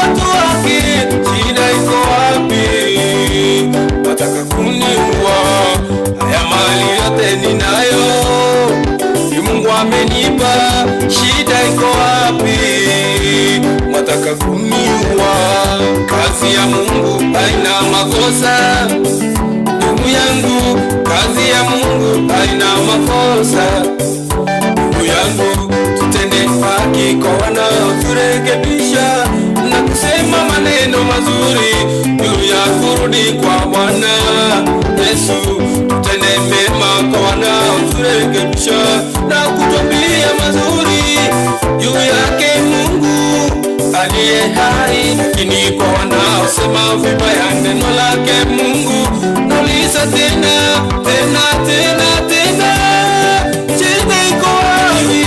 Neno la Bwana Mungu wetu, shida iko wapi? Wanisema sema nikiimba wimbo mtamu kwa mioyo yetu, shida iko wapi? Wanataka kuniua.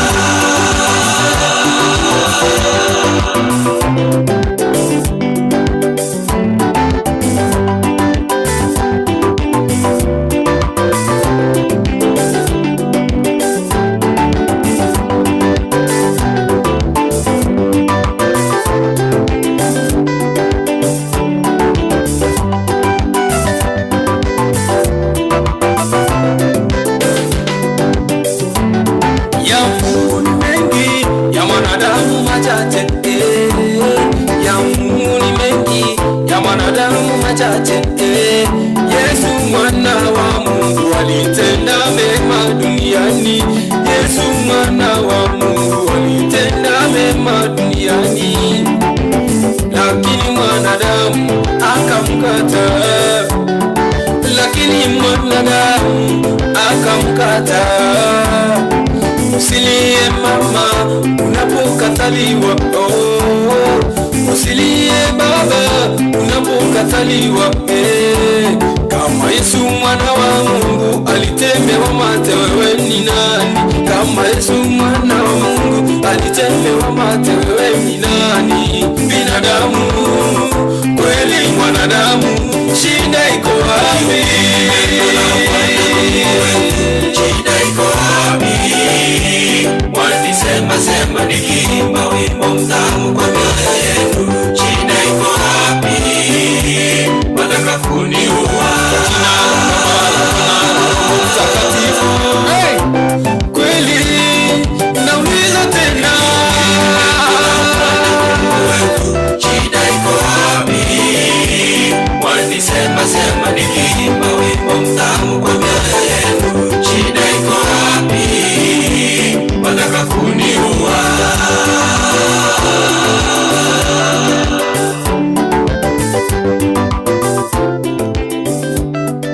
Ningekuwa napigia Bwana Yesu makofi tu pole pole kwa jina la Yesu. Haleluya! Ati shida iko wapi? Nikihubiri watu mnataka kufanya nini? Kuniua. Ati kwa sababu nimehubiri. Bwana Yesu asifiwe. Haya, tupigie hizo kwaya zote mbili makofi mazuri tafadhali. Tupigie hizo kwaya zote mbili makofi. Tuwashangilie kwa makofi. Wacha kupiga makofi ya Mungu akachingo bya matongoroli. Akachingo bichingia. Hakira Yesu chingo bichingia wewe. Vigelegele. Amen. Now tumewakilisha Kisii. Watu wa Nairobi naona waniangalia hivi. Unajua wewe.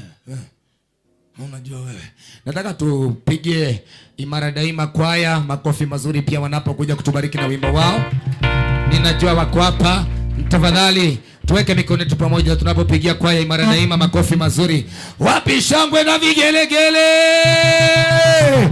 Kwaya ya Imara Daima tafadhali tusimame haraka haraka tunapoenda kubariki kanisa na ibada hii kwa wimbo mmoja kwa jina la Yesu.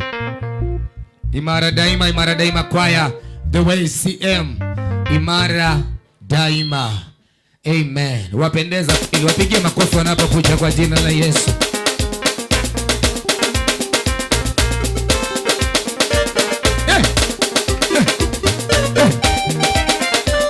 Wacha kuacha muziki unaenda chini tu kule bwana.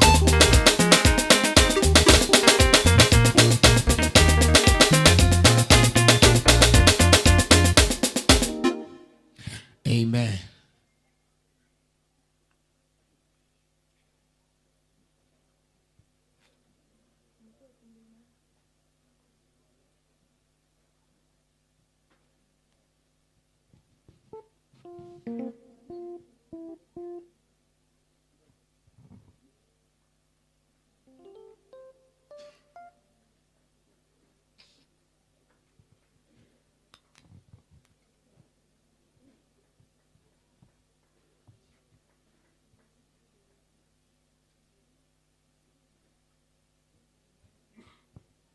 Amen. Waendelea kujitayarisha.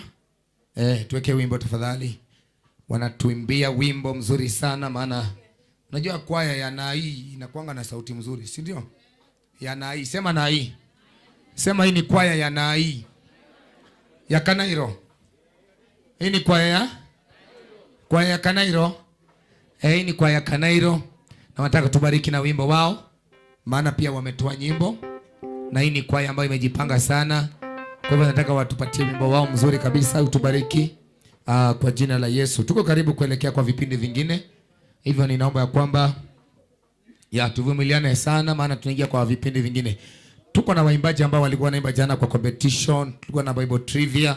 Pia wakati ukifika mtaambiwa na msiende mbali. Najua kila mtu anataka kujua alikuwa namba ngapi. Si ndio? Niwaambie. Inua mkono juu kama ni Wanyabiori, inua mkono juu nikwambie ulikuwa namba ngapi. Inua. Angalia mmeacha tena. Watu wa Kanairo inua niwaambie mlikuwa namba ngapi? Number 10 out of 10. Walikuwa number 10 out of 10. Nyantorogo inua mkono juu niwaambie mlikuwa namba ngapi? Number 11 out of 10. Nani mwingine anataka kujua? Hiyo ni kanisa gani? Kenya. Kenya mlikuwa number 12 out of 10. Haya, tubariki na wimbo sasa. DJ.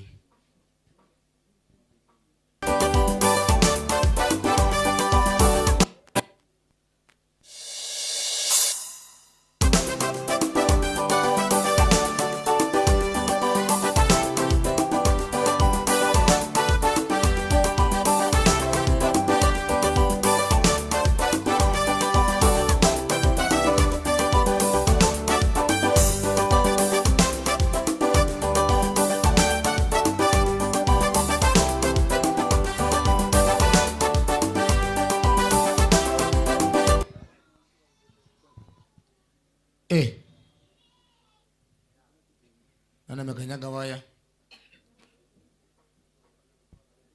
Weka ndege, weka helikopta. Nunua ndege.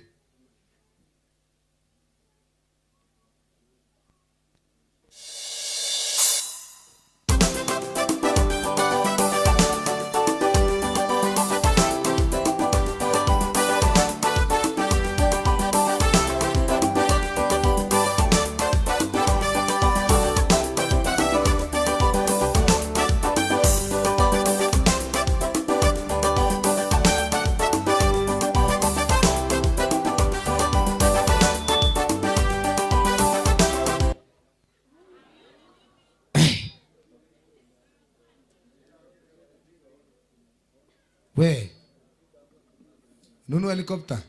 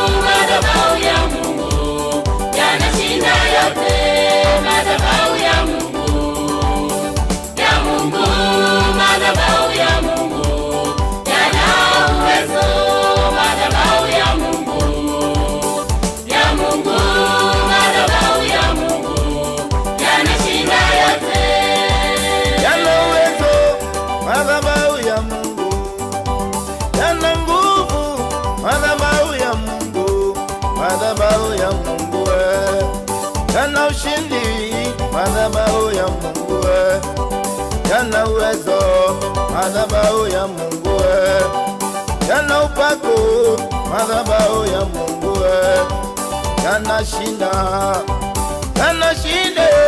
madhabahu ya Mungu, yana leta yote madhabahu ya Mungu, madhabahu ya Mungu, yana uwezo madhabahu ya Mungu, yana ushindi madhabahu ya Mungu, yana upako madhabahu ya Mungu, yana shinda yote madhabahu ya Mungu, madhabahu ya Mungu. Amen. Tuwapigie makofi mazuri. Tukipata nafasi tutawapatia tena na mtatubariki na wimbo kwa jina la Yesu. Wapigie makofi mazuri tena. Wapigie makofi mazuri Bwana. Hallelujah. Amen, amen, amen. Kwa nyumba tuko na mwimbaji kutoka TZ na kuna watu ambao wamekuja. Ningependa pia na wao wamuone kwa jina la Yesu. Unajua kuna kitu kibaya kama kuona mtu kwa TV halafu usimuone live. Sasa nataka tukaribishe mama alafu atatukaribishia Neema Moipopo baadaye, na atatubariki na wimbo, na kisha watu watabarikiwa sana kwa jina la Yesu. Haleluya. Wale ambao wamekuja nyuma, wangapi wanataka kuona nyimbo tamu kutoka kwa mwimbaji wetu kwa jina la Yesu? Pigia Bwana Yesu makofi mazuri. Haleluya. Ninapomleta mama kwa madhabahu. Haleluya. Hiyo makofi ni ya mama kweli. Twende. Haleluya. Haya, mumwagie makofi yeye. Kama wampende mpigie makofi jameni. Yes. Twende. Osema Yesu.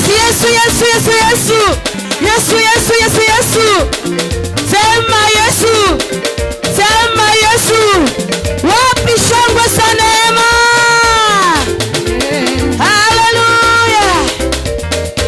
Haleluya. Jamani, mshangilie tena mama yetu. Amen. Leo ni siku ya mwisho, nitoe shukrani zangu za dhati kwa mama na baba kunialika huku. Ni mara yangu ya kwanza kabisa, sijawahi kufika. Nimefika Kisii lakini si hapa, sijui panaitwa Kiango. Nyie mnasema Iwe ama Igwe? Iwe ni karibu. Haya, twende tena. Iwe. Mara nyingine tena. Iwe. Mara nyingine tena. Iwe. Haleluya. Nataka tuimbe sipati picha. Lakini tukae, tusisimame. Yaani unabubujika hapo tu. Hapo vile umekaa, kwa sababu wengine wanapenda kukaa, wengine wanapenda kusimama. Nikisema tusimame, wengine wanabaki nyuma hawaoni. Sasa tukubaliane tukae tu. Kama ukisikia sana kusimama, basi utakuja huku mbele. Lakini hakikisha umependeza kama mimi.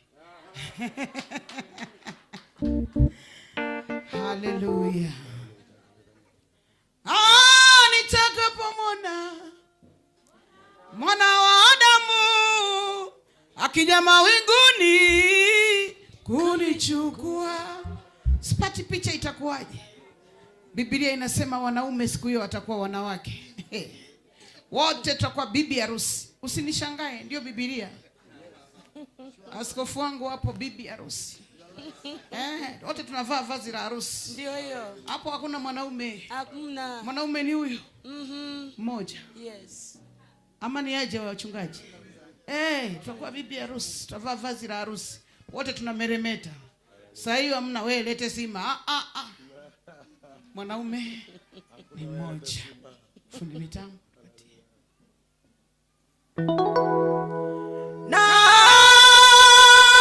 Natamani mbingu mpya. Haleluya. Jerusalem. Natamani nchi mpya. Haleluya. Kwa baba yangu.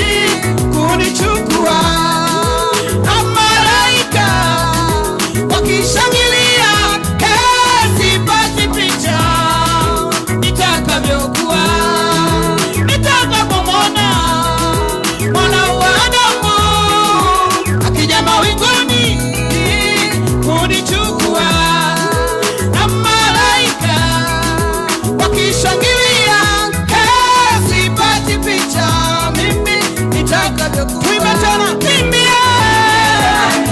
Kigombia. Na chimpia.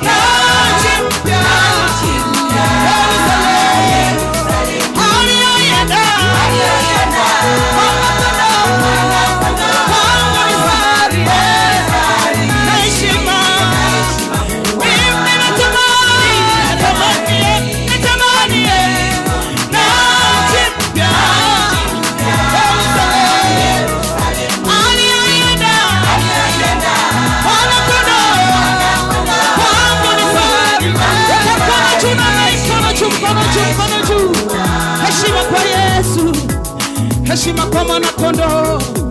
Jerusalem, Jerusalem, Jerusalem, Jerusalem, Jerusalem, Jerusalem, Jerusalem. Ninatamani Jerusalem, Jerusalem, Jerusalem, Jerusalem.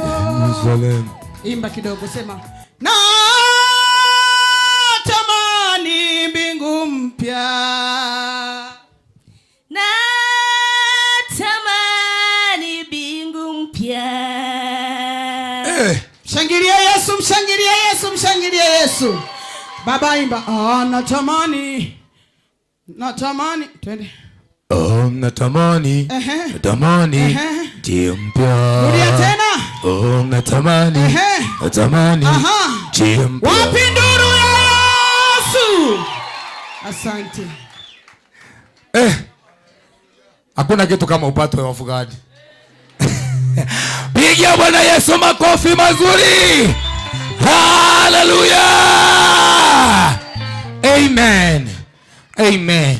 Ni Roy inasema, watu wa Nyantrago wanasema tukimaliza ibada tupigwe picha na hip hop. Nimesikia Roho ananiongoza. Sema amen.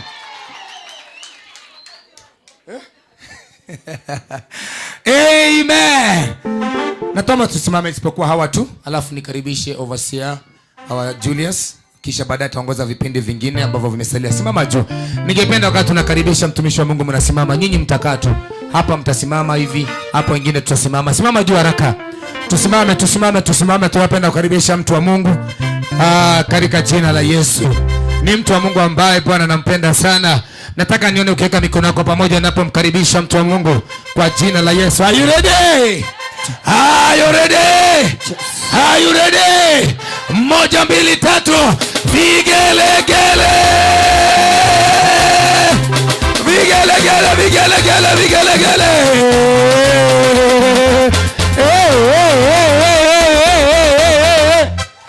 Amen, amen. Pigia mtumishi wa Mungu makofi mazuri katika jina la Yesu. Hey, tupige makofi sisi wote kwa jina la Yesu. Hallelujah! Bwana Yesu asifiwe. Kama uko hapa inua mkono juu sema amen.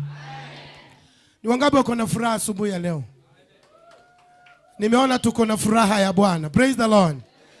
I'm humbled kusimama mbele ya askofu wetu ambaye ni dad na mama na watumishi wa Mungu.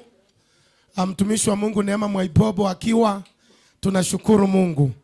Asante sana mtumishi wa Mungu Hanson kwa sababu ya kutuongoza umbali huu.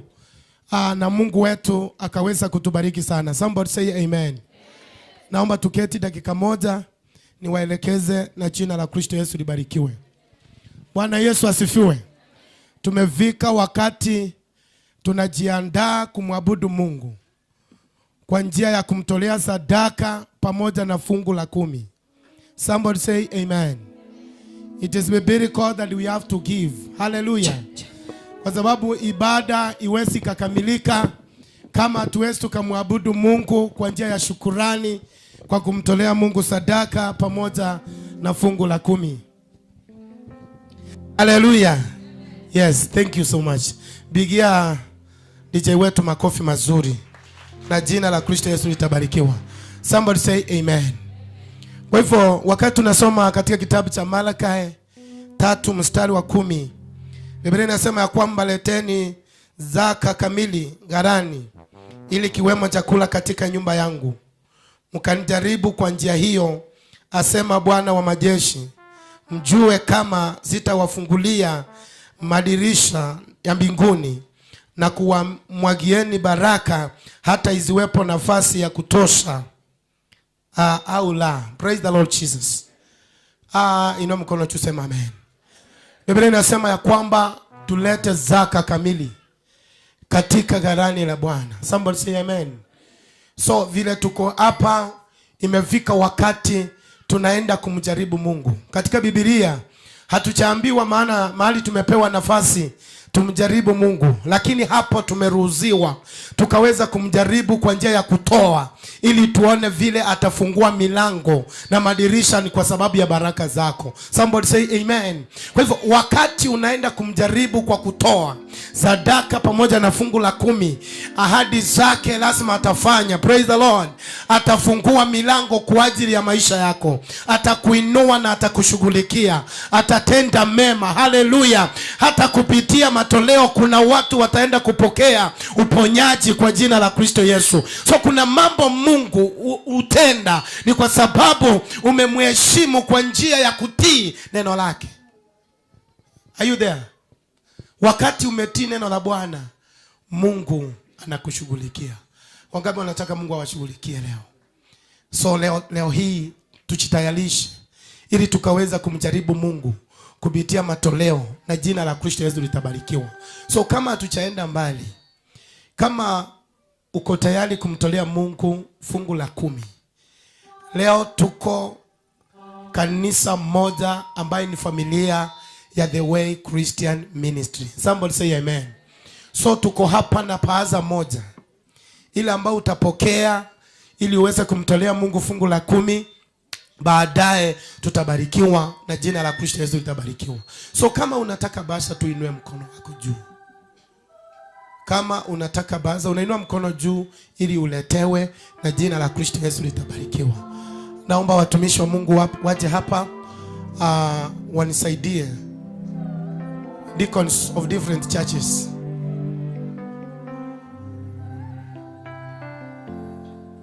Deacons, mko wapi? Kimbia hapa very fast.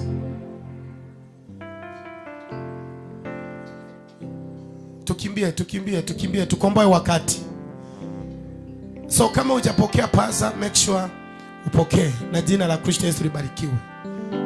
Thank you. Nani yule bado?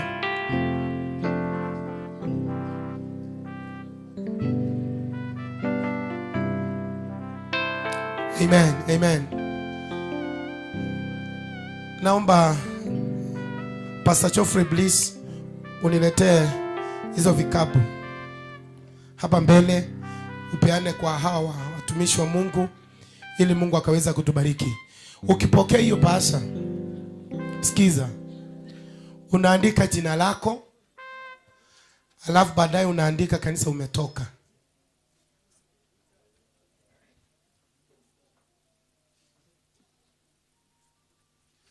Yes. Excuse me Pastor Reverend. Tunataka, kuna wengine wanatoa kupitia riba na M-Pesa ama namba ya kutuma.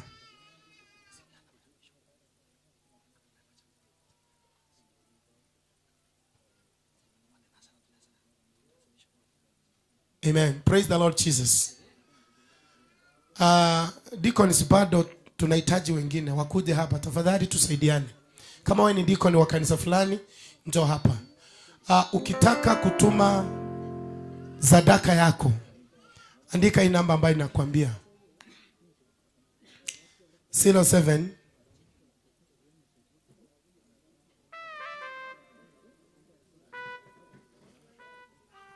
24 67 1717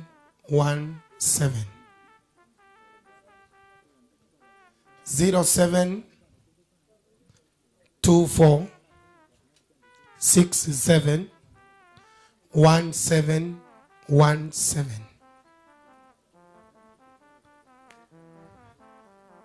Amen.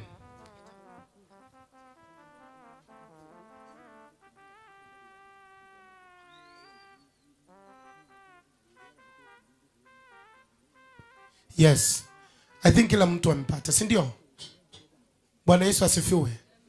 So kama ulikuwa na sadaka unataka kuriba kupitia M-Pesa, hiyo ndio namba, na kama utapata vizuri usikose kumtolea Mungu sadaka, kwa sababu imefika wakati tulisema tunamjaribu Mungu ili Mungu akabariki familia zetu, akainue maisha yetu, akahudumie kazi tunayofanya, na jina la Kristo Yesu litabarikiwa, na Bwana wetu atatubariki kwa jina la Kristo Yesu. Haleluya. Asante watumishi wa Mungu, tusonge hapa. Thank you so much. Instruction ni hii. Tukiwa na baba kwa nyumba, naomba wale ambao wataenda kutoa 10%, msiweke hapa ndani. 10% mnakuja direct mpaka kwa madhabahu. Alafu baba atawaombea na tutarudi pale. Kwa sababu sisi ni wengi.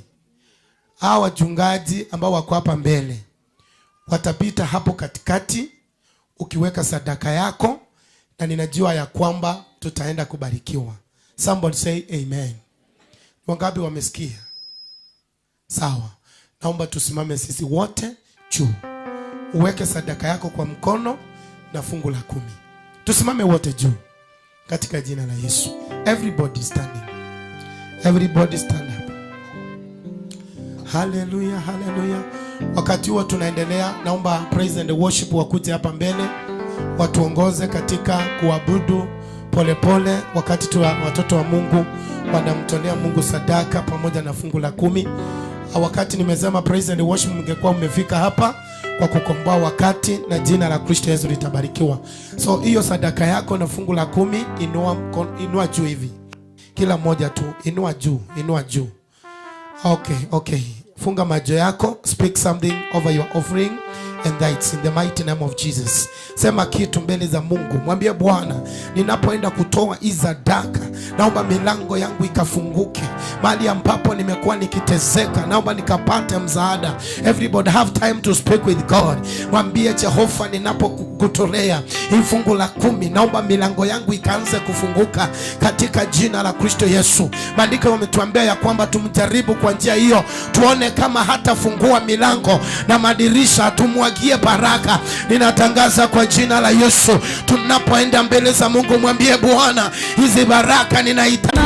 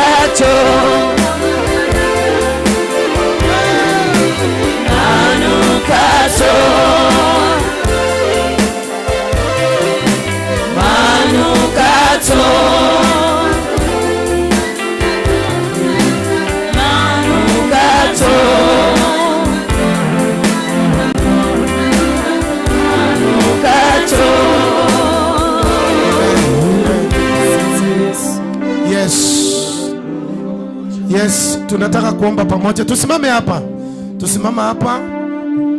Baba atatuombea, ataombea na sadaka, na jina la Kristo Yesu litabarikiwa, na sifa zote zitamrudia Bwana. Amen. Karibu sana baba. Unajua, wacha nikuambie jambo moja. Kutoa kwako, unaweza toa sadaka yako na fungu la 10 ikazungumza juu ya maisha yako. Amen. Hallelujah. Amen. Inaweza zungumza juu ya familia yako. Yes. Inaweza zungumza juu ya mimea yako katika jina la Yesu. Amen. Asante sana, ni kwa sababu umejitolea. Ni kwa sababu ya kazi ya Bwana. Thank you God. Naenda kuombea baraka. The mighty name of Jesus. Naenda kuombea baraka katika jina la Yesu. Once balia barule fungo ne sadaka ngo cyosabiri wala aseriye dara Yesu. Katika jina la Yesu. Aseriye dara Yesu. Katika jina la Yesu. Aseriye dara Yesu. Ngono wako juu. Mokyo koboko kwa wigoro. Tunaomba pamoja na Mungu tunamwaminifu. Ekera tojo sabame kigera Nyasaye itono mwegene. Nyasaye ngo chiale ko gokolera. Ekera go chikorwa asa. Nyasaye ngo chiale ko gokolera. Katika jina la Yesu. Aseriye talia Yesu. Katika jina la Yesu. Aseriye dara Yesu. Tuombe. Tusabe. Baba, katika jina la Yesu. Yes Lord. Nakushukuru Bwana, ni kwa sababu ya mchana wa leo. We bless your name. Tazama watoto wako wamekuja katika madhabahu. We appreciate you God. Kwa mikono zao wameleta sehemu ya 10 Bwana. Hallelujah. Najua wengi Bwana walisimama na kazi yako. Yes Lord. Ukawazungumzia Bwana. Hallelujah. Ukazungumza na mashamba yao. Yes Lord. Ukazungumza na mifugo yao. Yes Lord. Na uleta mikononi mwako Jehova. Katika jina la Yesu. Asante ni kwa sababu ya zaka zao. Asante Bwana. Wacha sizungumze ni kwa sababu ya familia zao. Thank you Jesus. Sizungumze ni kwa sababu ya kazi zao. Katika jina la Yesu. Yes Lord. Wote ambao wametoa sadaka. Yes Lord. Bwana, nimeuleta mikononi mwako. Asante Bwana. Ukawabariki Bwana. Uwabariki Bwana. Ufungulie milango zako. Uwafungulie Bwana. Zote zilizokuwa zimefungwa. Katika jina la Yesu. Hallelujah. Bwana, tumefungua. In the mighty name of Jesus. Yes Lord. Mungu ukainuliwe na kuhimidiwe. Upewe sifa. Wapokee katika mikono zako. Asante Yesu. Wapokee Bwana. Yes. Wapokee Bwana. Yes. Na ni katika jina la Yesu Tumeomba na kuamini. Amen. Amen. Pigia Yesu makofi mazuri. Amen. Thank you Baba. Pigia Yesu makofi mazuri katika jina la Kristo Yesu.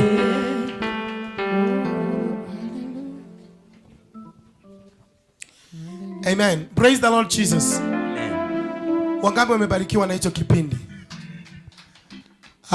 Nimeambiwa ya kwamba kidogo tu kuna wengine walikuwa na zawadi tofauti. Yes. Kuna wengine walikuwa na zawadi tofauti. Naomba ukuje tu hapa mbele. Ulete. Ulete. Huu ni wakati wa matoleo na tunamalizia hapo. Kama ulikuwa na kitu ulikuwa unataka kutoa, na Bwana wetu ataenda kukubariki kwa jina la Kristo Yesu. Wewe pepa tu na ulete hapa na jina la Kristo Yesu litabarikiwa. Asante. Tunapomtolea Mungu, Mungu hufurahia. Kwa hivyo wakati unamtolea Mungu, Mungu anafurahia. Sema amen. Mungu akifurahia, familia yako itapona. Mungu akifurahia, maisha yako yatabadilika. Mungu akifurahia, miujiza itafanyika katika maisha yako. Kuna watu wataponywa kwa jina la Yesu wakati Mungu atafurahia. Hallelujah. So nimeshukuru sana, nimeona vizuri. God bless you so much. Pigia Yesu makofi kwa sababu ya wapendwa wameleta zawadi hapa katika jina la Kristo. Msitoke hapa, msitoke hapa. Mlileta hapa, mbarikiwe. Na tunaenda kuwaombea kwa jina la Yesu. Naamini hakuna mwenye amepaki. Hallelujah. Praise the Lord. Mama wako hapa. Hallelujah. Ataomba baraka. Tuweke mikono yetu mbele kwa watumishi wa Bwana katika jina la Yesu. Ambao wamesema ya kwamba malipo yao ya kwanza na mazao yao ya kwanza wakaweza kumletea Bwana. Yes. Baba Mungu, kwa Yesu Kristo, we bless you. Nasema ni asante kwa ajili ya dhuhuri ya leo Bwana. Asante kwa maana umekuwa mwaminifu. Yes. Asante kwa maana wewe ni Bwana wa majeshi. Na kutukuza kwa sababu ya watumishi wako Bwana. Tazama Bwana, wamejitolea mbele zako. Wameingia katika haya madhabahu Bwana. Maana katika madhabahu kuna baraka. Wametuletea mazao yao na malipo yao. Naomba ya kwamba Bwana ukawabariki kupitia kwa haya madhabahu Jehova. Yakaweze kuzaa mfalme wa ajabu. Wakaweze kuona matunda ili ya kwamba ukaweze kuinuliwa. Bariki familia zao Bwana. Bariki watoto wao Jehova. Bariki mashamba yao Jehova. Mititini na hata vititini Bwana. Tuomba baraka zako na ushindi wako. Pokea sifa na utukufu maana wewe ni Bwana. Na ni kwa Yesu Kristo tumeomba na kuamini. Kanisa sema amen. Makofi kwa Yesu. Pigia Yesu makofi mazuri. Thank you. Hallelujah. Amen, amen, amen. Wa appreciate hao wameleta hizo zawadi mbele hapa. Wapigie makofi kwa jina la Yesu Kristo. Bwana Yesu asifiwe. Ni vizuri kutii neno la Bwana. Hallelujah. So kufika hapa nataka nishukuru kwa sababu Mungu ametenda mema na tumebarikiwa. Hallelujah. Kwa hivyo ninataka nimlete referent wetu ili akaweza kutuletea mama na baadaye tutakimbia na mengine. Naomba kila mmoja inue mikono juu zaidi ya kichwa chake. Tupigie Yesu makofi referent anaposimama katika jina la Yesu. Wapi shangwe na vigeregere? Wapi shangwe kwa jina la Kristo Yesu? Pigia Yesu makofi katika jina la Kristo Yesu. Hallelujah. Sijaona mkikaribisha mtumishi wa Mungu vizuri. Wapi shangwe na vigeregere? Thank you. Hallelujah. Hallelujah. Kenyanya wewe. Kenyanya wewe. Nyanturago wako. Nyanturago wewe. Omogenda wako. Omogenda wewe. Asante sana. Nyanturago. Ni kama inataka kukataa. Hallelujah. Salimia mwenzako. Salimia mwenzako imefika wakati. Hallelujah. Mwambie mwenzako imefika wakati.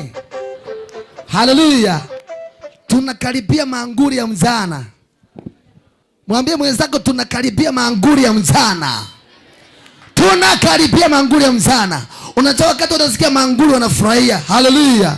So wakati kama huu ambao ni wakati mzuri, ambao tunapumzika, ambao tunastarehe, ambao tunajienjoy, ambao tunajinaizi. Ambia mwenzako jinaizi. Hallelujah. Nataka nimlete mtumishi wa Mungu. Hallelujah. I can say excellent. Hallelujah. Sema excellency. Madam. Sema madam, the first lady. Naposema nataka msimame juu. Hallelujah. Sema her excellency. Thank you Jesus. Madam and the first lady and our spiritual mother. Wakati tunapomkaribisha ni kwamba anakwenda kutuletea mheshimiwa the president of the Republic of the Way Christian Ministry. Wapi shangwe na vigelegele? Wapi shangwe na vigelegele? Sema iwe. Iwe. Iwe. Iwe. Iwe. Thank you so much. Let us appreciate the man of God. Tumpigie makofi mtumishi wa Bwana. Hallelujah, hallelujah, hallelujah. Hallelujah, hallelujah, hallelujah. Twende. Yetu. Makofi yetu. 1, 2, 3, 4. Glory be to God. Bwana asifiwe. Hallelujah. Mko na furaha katika nyumba ya Bwana? Mimi niko na furaha. Amen. Ambia mwenzako wewe uko na furaha. Wewe uko na furaha. Amekutibu namna gani? Namshukuru Mwenyezi Mungu kwa sababu ya umbali huu. Ametuwezesha tangia tulipofika na tangu tulipoanza ibada tunasema ya kwamba Bwana ni mwaminifu. Hallelujah. Kule nyuma mwaniona? Nyuma kule mwaniona? Nisikie haleluya kule nyuma. Haleluya. Hiyo ni area MP. Hata itatosha mama. Haleluya. Bado. Haleluya.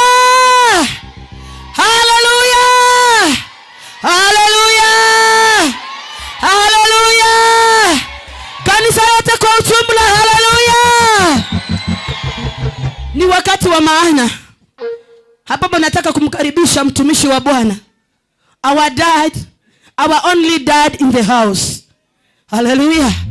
Je, mko na furaha kukuwa na baba? Baba ambaye anawapenda. Mko chini ya hema. Mko tebanga abangine biri yato. Ngaiwire. Mwatembire. Awalaka chifinje.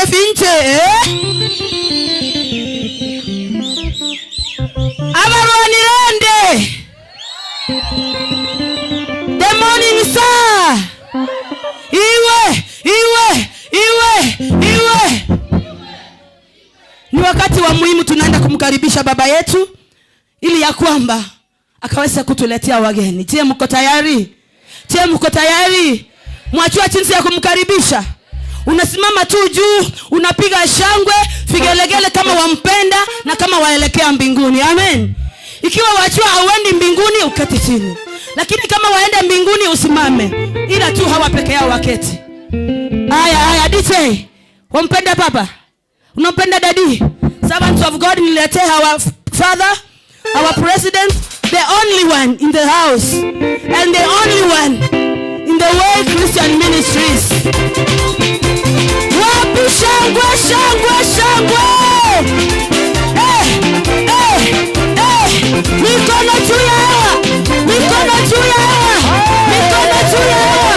Mikono juu ya hewa. Haya, mumwagie baraka sasa.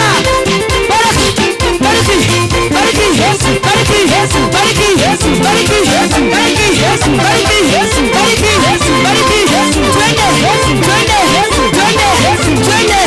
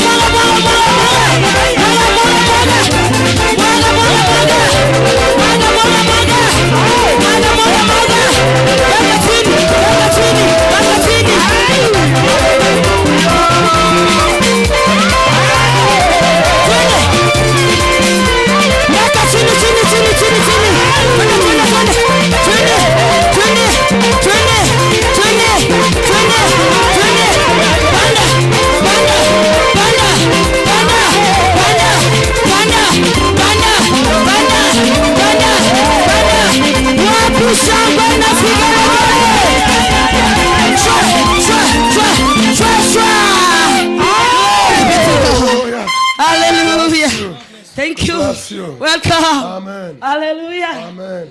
Simunipe makofi jameni. Hallelujah. Hallelujah. Let us appreciate our mom in the name of Jesus. Piga makofi mzuri. Amen. Hello. Hello. Oh, hello, the way. The way, hello. Bwana asifiwe.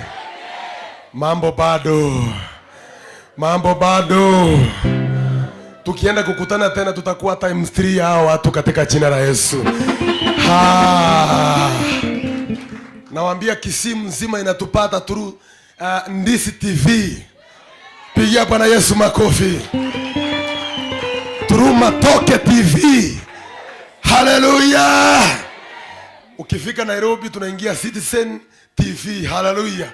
Unatupata hapa, lakini tukiwa hapa let us appreciate tikatoa keraba minto chingo bikuru station ngitogoronga Ndisi. Bashangilie katika jina la Yesu. Hallelujah. Na inua karamoko wako hapa. Na najua nikipea kila mtu asungumuse. Hatuna hiyo time. Amen. Hallelujah. Ila tu ni kwa sababu ya muda. Ningeomba tu overseers wasimame na wa Nairobi region. Wasimame wawevu kwa air. Baadaye nitawatambua, nitawapea nafasi. Overseers. Nyanturago hakuna kushangilia. Hallelujah. Kiango region, Sambicha, tushangilie Bwana katika jina la Yesu. South Mugirango dada. Wako wapi? Kenyenya. Mtumishi wa Mungu Reverend Julius. Okay. Nairobi. Hallelujah. Reverend Osoro. Amen. Nafanya hivyo sababu nataka kuingia ono na mnisamee, kisha baadaye nitawaita, nitawatambua. Sasa kwa heshima kubwa nataka kutambua wachungaji wote wasimame juu, wasalimiwe katika jina la Yesu. Simama juu wachungaji wote katika jina la Yesu. Aya, wacha tu washangilie katika jina la Yesu. Hallelujah. Nitawatambua baadaye kila kanisa one on one. Amen. Tuko na dada yetu anayetupenda, tumemuita sasa, hii ni mara ya pili. Alikuja Nairobi, wale tulikuwa Nairobi, ile crusade kubwa ilikuwa Nairobi, tukabarikiwa. Na akasema raundi hii anakuja kukura Matoke na akashiriki na Ndisi TV. Nataka nimsimamishe akawasalimie dada yetu Neema Mwaipopo. China ile nyingine anaitwa Mwaviremba. Mwaviremba manani? Oh, Mwakirembe. Ukimuona wewe, ukimchati na yeye mwambie Mwakirembe unaendeleaje? Mwakirembe. Hallelujah. Pigia Bwana Yesu makofi. Ni kwa sababu ya muimbaji hodari kutoka Tanzania. Hallelujah. Adui zangu nimewasamehe bure.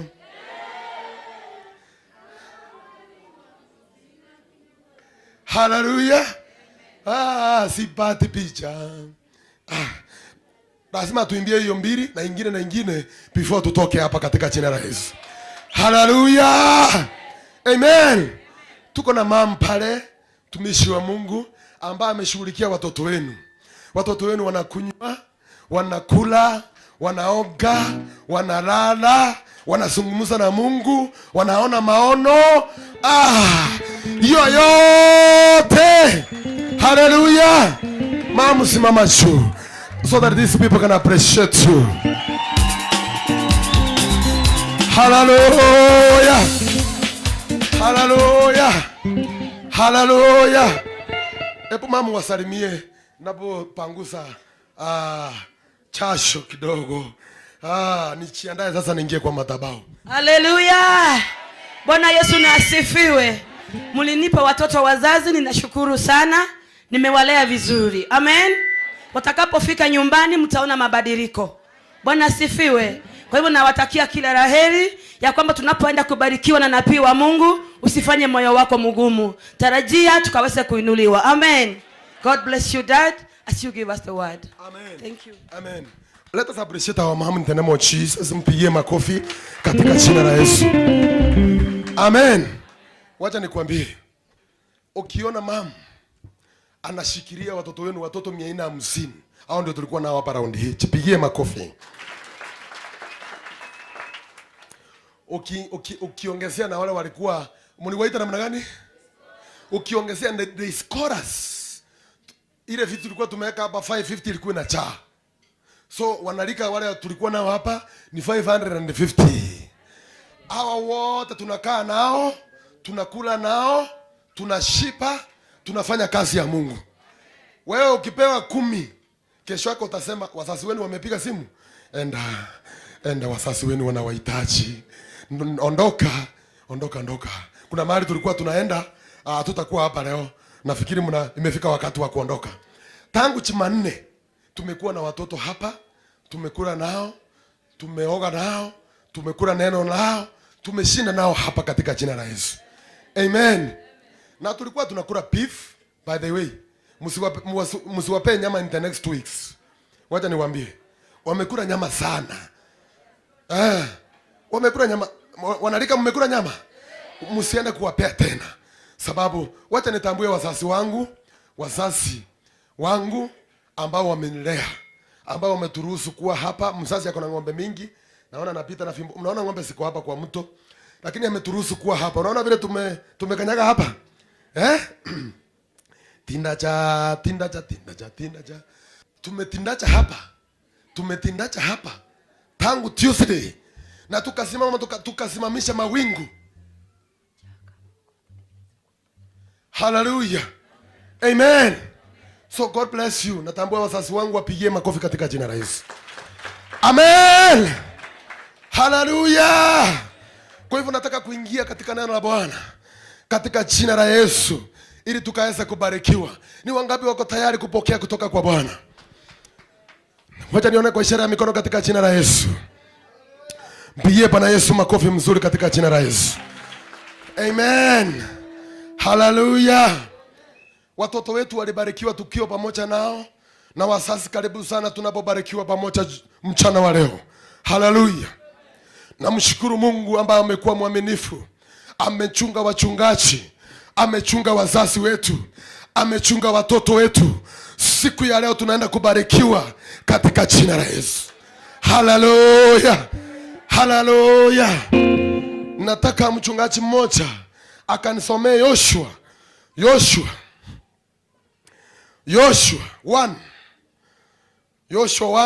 verse 1 to 9. Nisomee verse 1 kwa Kiswahili. Yes. Maandiko inasema ikawa baada ya kufa kwake Musa mtumishi wa Bwana, Mungu akamwambia Yoshua, sikiza mambo haya, mwana wa Nuni, mtumishi wa Musa. So huyu mtumishi anaitwa Yoshua, alikuwa anamtumikia Musa. Akasema Musa mtumishi wangu amekufa, hayapasi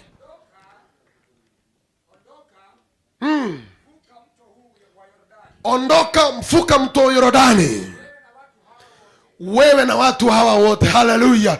Nataka tuende pole pole. Hebu simamia hapo. Haleluya. Haleluya. Ikawa miaka mingi, Musa akamaliza miaka 120. Biblia inasema ya kwamba Musa akafa. Biblia inasema ya kwamba Mungu akamzungumzia, akamwambia andaa watu wangu. Akamwambia Yoshua, akamwandaa Yoshua ambaye alikuwa anamtumikia Mungu, alikuwa anamtumikia Musa. Kwa hivyo watumishi wa Mungu, Mungu anatengeneza njia hata kabla ya mambo ingine kufa. Mungu anatengeneza njia. Baada ya Musa kufa, Mungu alitengeneza njia ya wana wa Israeli kuvuka mto Yordani. Baada ya wazazi kufa, Mungu anatengeneza njia. Mungu anatengeneza njia nyingine. Haleluya. Baada ya biashara yako kuenda chini, Mungu atatengeneza njia nyingine ya kuvuka katika jina la Yesu.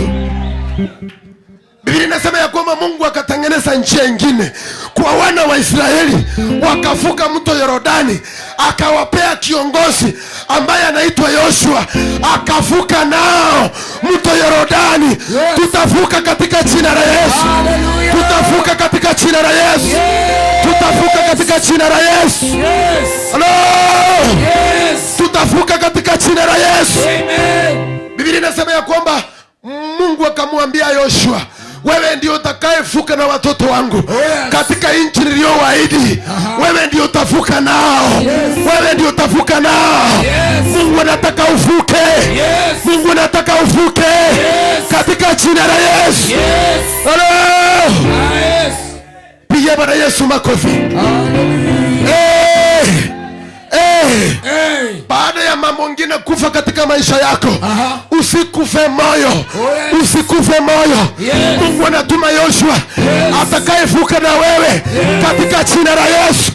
Atakayevuka na wewe katika jina la Yesu.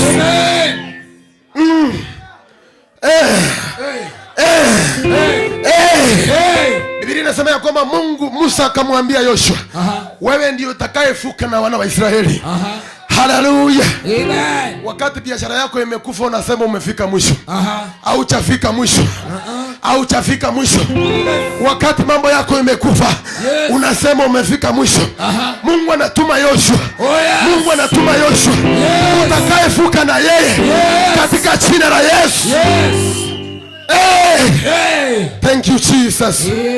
Nisomee hiyo mstari inafuata katika jina la Yesu. Biblia inasema ya kwamba Yoshua, Mungu akamwambia Yoshua, baada ya kufa kwa Musa, wewe nenda na wana wangu, endelea safari. Nataka kukuambia mpendwa, chochote sifunte moyo wako. Endelea na safari. Endelea na safari. Baada ya yoyote kwenda chini, endelea na safari. Endelea. Endelea. Endelea. Endelea. Baada ya kupoteza kila kitu, endelea na safari. Mungu anatuma Yoshua atakayevuka na wewe. Mimi nimetumiwa Yoshua, nitavuka na yeye katika jina la Yesu. Mto Yordani lazima nivuke. Mwaka huu wa 2023 tutavuka katika jina la Yesu. Tutavuka.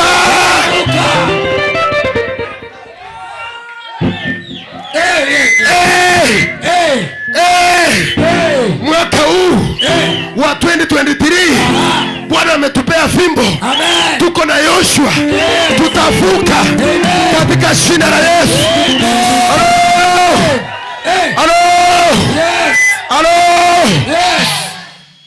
Pigia Bwana Yesu makofi. Haleluya. Inasema nini hapo chini? Ondoka, vuka mto huu wa Yordani. Ondoka. Vuka. Hiyo magonjwa yote tumekaa nayo.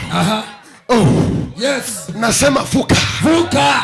Hiyo shida zako zote tumekaa nazo. Nasema ondoka. Ondoka. Vuka. Vuka. Katika jina la Yesu. Haleluya. Hiyo mateso imekuwa mingi. Hiyo mateso imepita kiasi. Ondoka. Ondoka. Ondoka. Ondoka. Vuka. Inasema nini?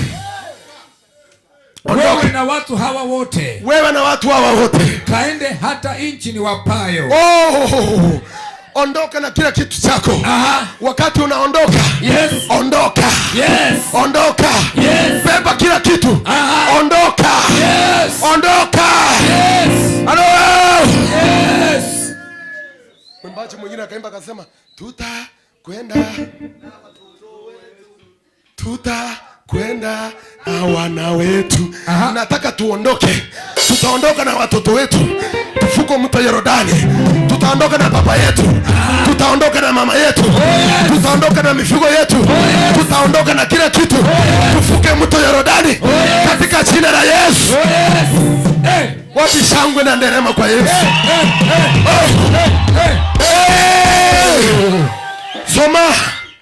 Soma. Namalizia, unajua? Okay, soma. Kila mahali zitakapo kanyaga nyayo za miguu yenu na wapa ninyi. Kila mahali. Mahali popote. Mtakapo kanyaga. Bwana amewapea. Hallelujah. Mahali popote. Utakapoenda mwaka huu. Bwana amekupea. Mahali popote utafuka. Bwana amekupea. Katika jina la Yesu. Bwana amekupea. Popote utakapofuka. Bwana amekupea. Katika jina la Yesu. Biblia inasema ya kwamba akawaambia ya kwamba mahali popote mtakapo kanyaga. Mimi mwaka huu wa 2023 mahali popote nitakanyaga. Hiyo mahali nimepewa. Hallelujah. I possess it. In the name of Jesus. Hiyo nimepewa. Katika jina la Yesu. Milango yoyote utakapo kanyaga. Milango yoyote utakapopisha. Bwana atafungua. Bwana atafungua. Nasema ya kwamba Mungu akamwambia milango yoyote mtakayopisha. Mahali popote mtakapo kanyaga. Hiyo mahali nimewapea. Hallelujah. Vile tulikanyaga mahali hapa. Kuanzia hapa. Kuanzia hapa. Mungu anawakisha madhabahu. Bwana anawakisha madhabahu. Katika mji wa Kisii. Katika jina la Yesu. Katika jina la Yesu.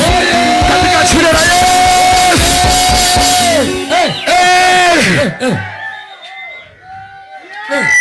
Biblia inasema ya kwamba mahali popote mtakanyaga. Nitawapea nchi hiyo. Hallelujah. Ukifika Nairobi. Wakati unakanyaga Nairobi. Bwana akupea Nairobi. Ukifika Nakuru. Bwana akupea Nakuru. Ukifika Mombasa. Bwana akupea Mombasa. Ukienda mahali popote. Bwana akupea. Ukifuka mahali popote. Bwana akupea. Katika jina la Yesu. Bwana akupea.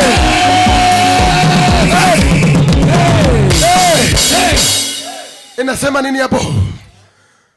Nimewapa ninyi kama nilivyomwapia Musa. Vile nilivyomwahidi Musa. Bwana ametuahidi. Ametupa. Katika jina la Yesu. Hakuna acha ulie. Miaka nenda miaka rudi. Why? Kwa nini ulie? Miaka nenda miaka rudi. Kazi yako ni kulia. Hautalia tena. Hautalia. Tumepewa. Katika jina la Yesu.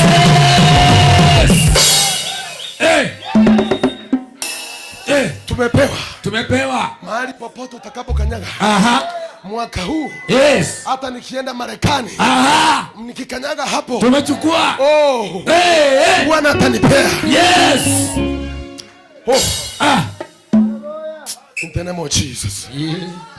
Biblia inasema ya kwamba Mungu akamwambia Yoshua. Anywhere you step. I've given you. Andonsia soko chiko tacho mwako. O 2023. Yasaye okoiri. Naloigo. Abana bao. Asebago tacha. Yasaye obai. Naloigo. Familia ho. Asego tacha. Yasaye okoiri. Naloigo. Aseri atalia Yesu. Aseri atalia Yesu. Yasaye okoire. Aseri atalia Yesu.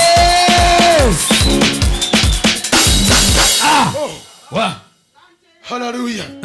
Yes, hebu nisongeze chini kidogo. Tangu jangwa hili na mlima huu. Hiyo jangwa yako hiyo. Jangwa kwa Kikisini nini? Eroro. Hiyo roro yako hiyo. Umekaa kwa jangwa. Miaka nenda miaka rudi. Unaanzisha chochote. Aiendelei. Unaanza biashara yoyote. Aiendelei. Watoto wakienda kufanya kazi hawafanikiwi. Hiyo ni jangwa. Hiyo ni jangwa. Hiyo ni jangwa. Hiyo ni jangwa. Mchana wa leo. Mchana wa leo. Hiyo jangwa. Tunaiondoa katika jina la Yesu.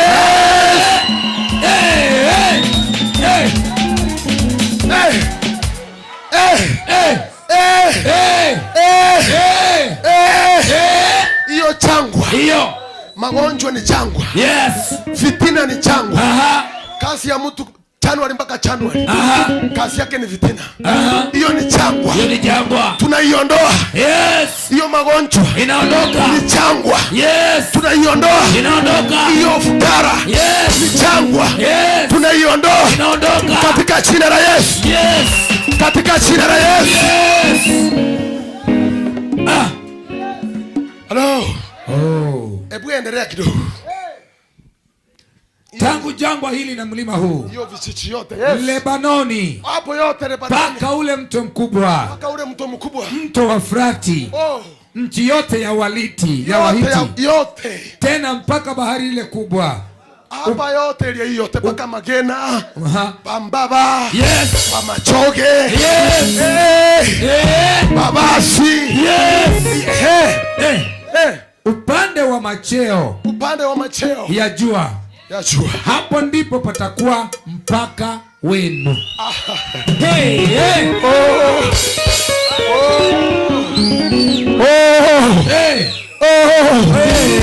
Unaenda mbali katika jina la Yesu. Amen. Unaenda mbali. Amen. Mpaka wako uko mbali. Yes. Bwana amekupeleka mbali. Oh yes. Katika jina la Yesu. Oh yes. Katika jina la Yesu. Oh yes. Hiyo vichichi yote. Aha. Tumepewa. Tunavuka mpaka. Tunapewa. Ndio hiyo. Mahali popote tunaenda. Yes. Tunapewa. Yes. Tunapewa. Yes. Katika jina la Yesu. Hallelujah. Oh. Hello. Hello. Yes. Yes.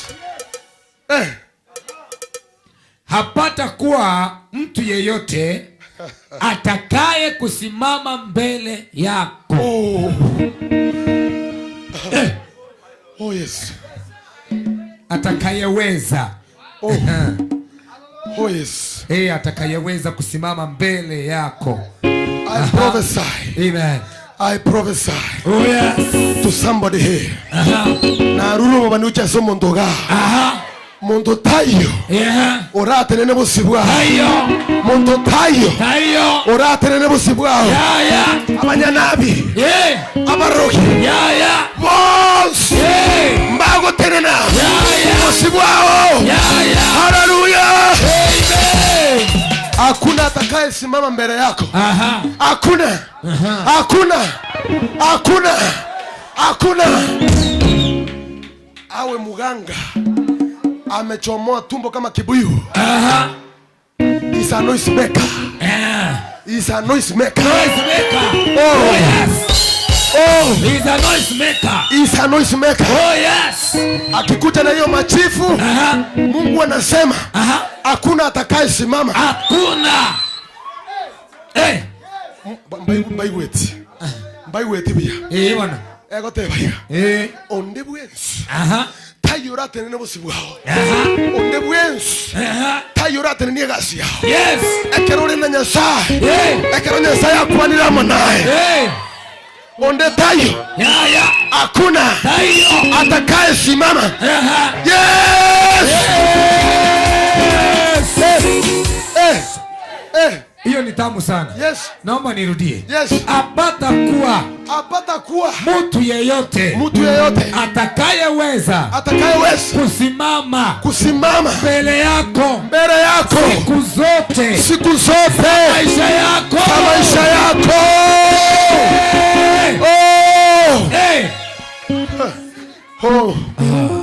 Mama shanta.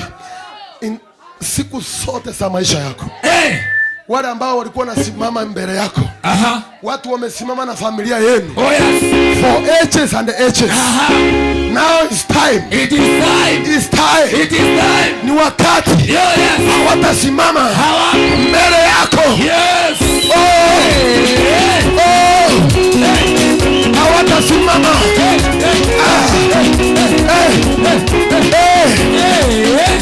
Maisha yako yote. Kuanzia siku ya leo. Oh my Father. Oh yes. Kuanzia siku ya leo. Oh yes. Hakuna yeyote atakayesimama mbele yako. Hakuna.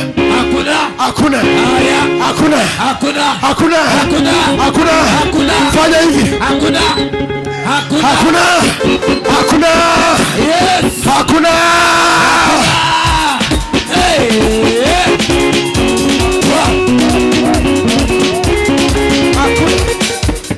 Hakuna atakaye simama mbele yako kwa jina la Yesu.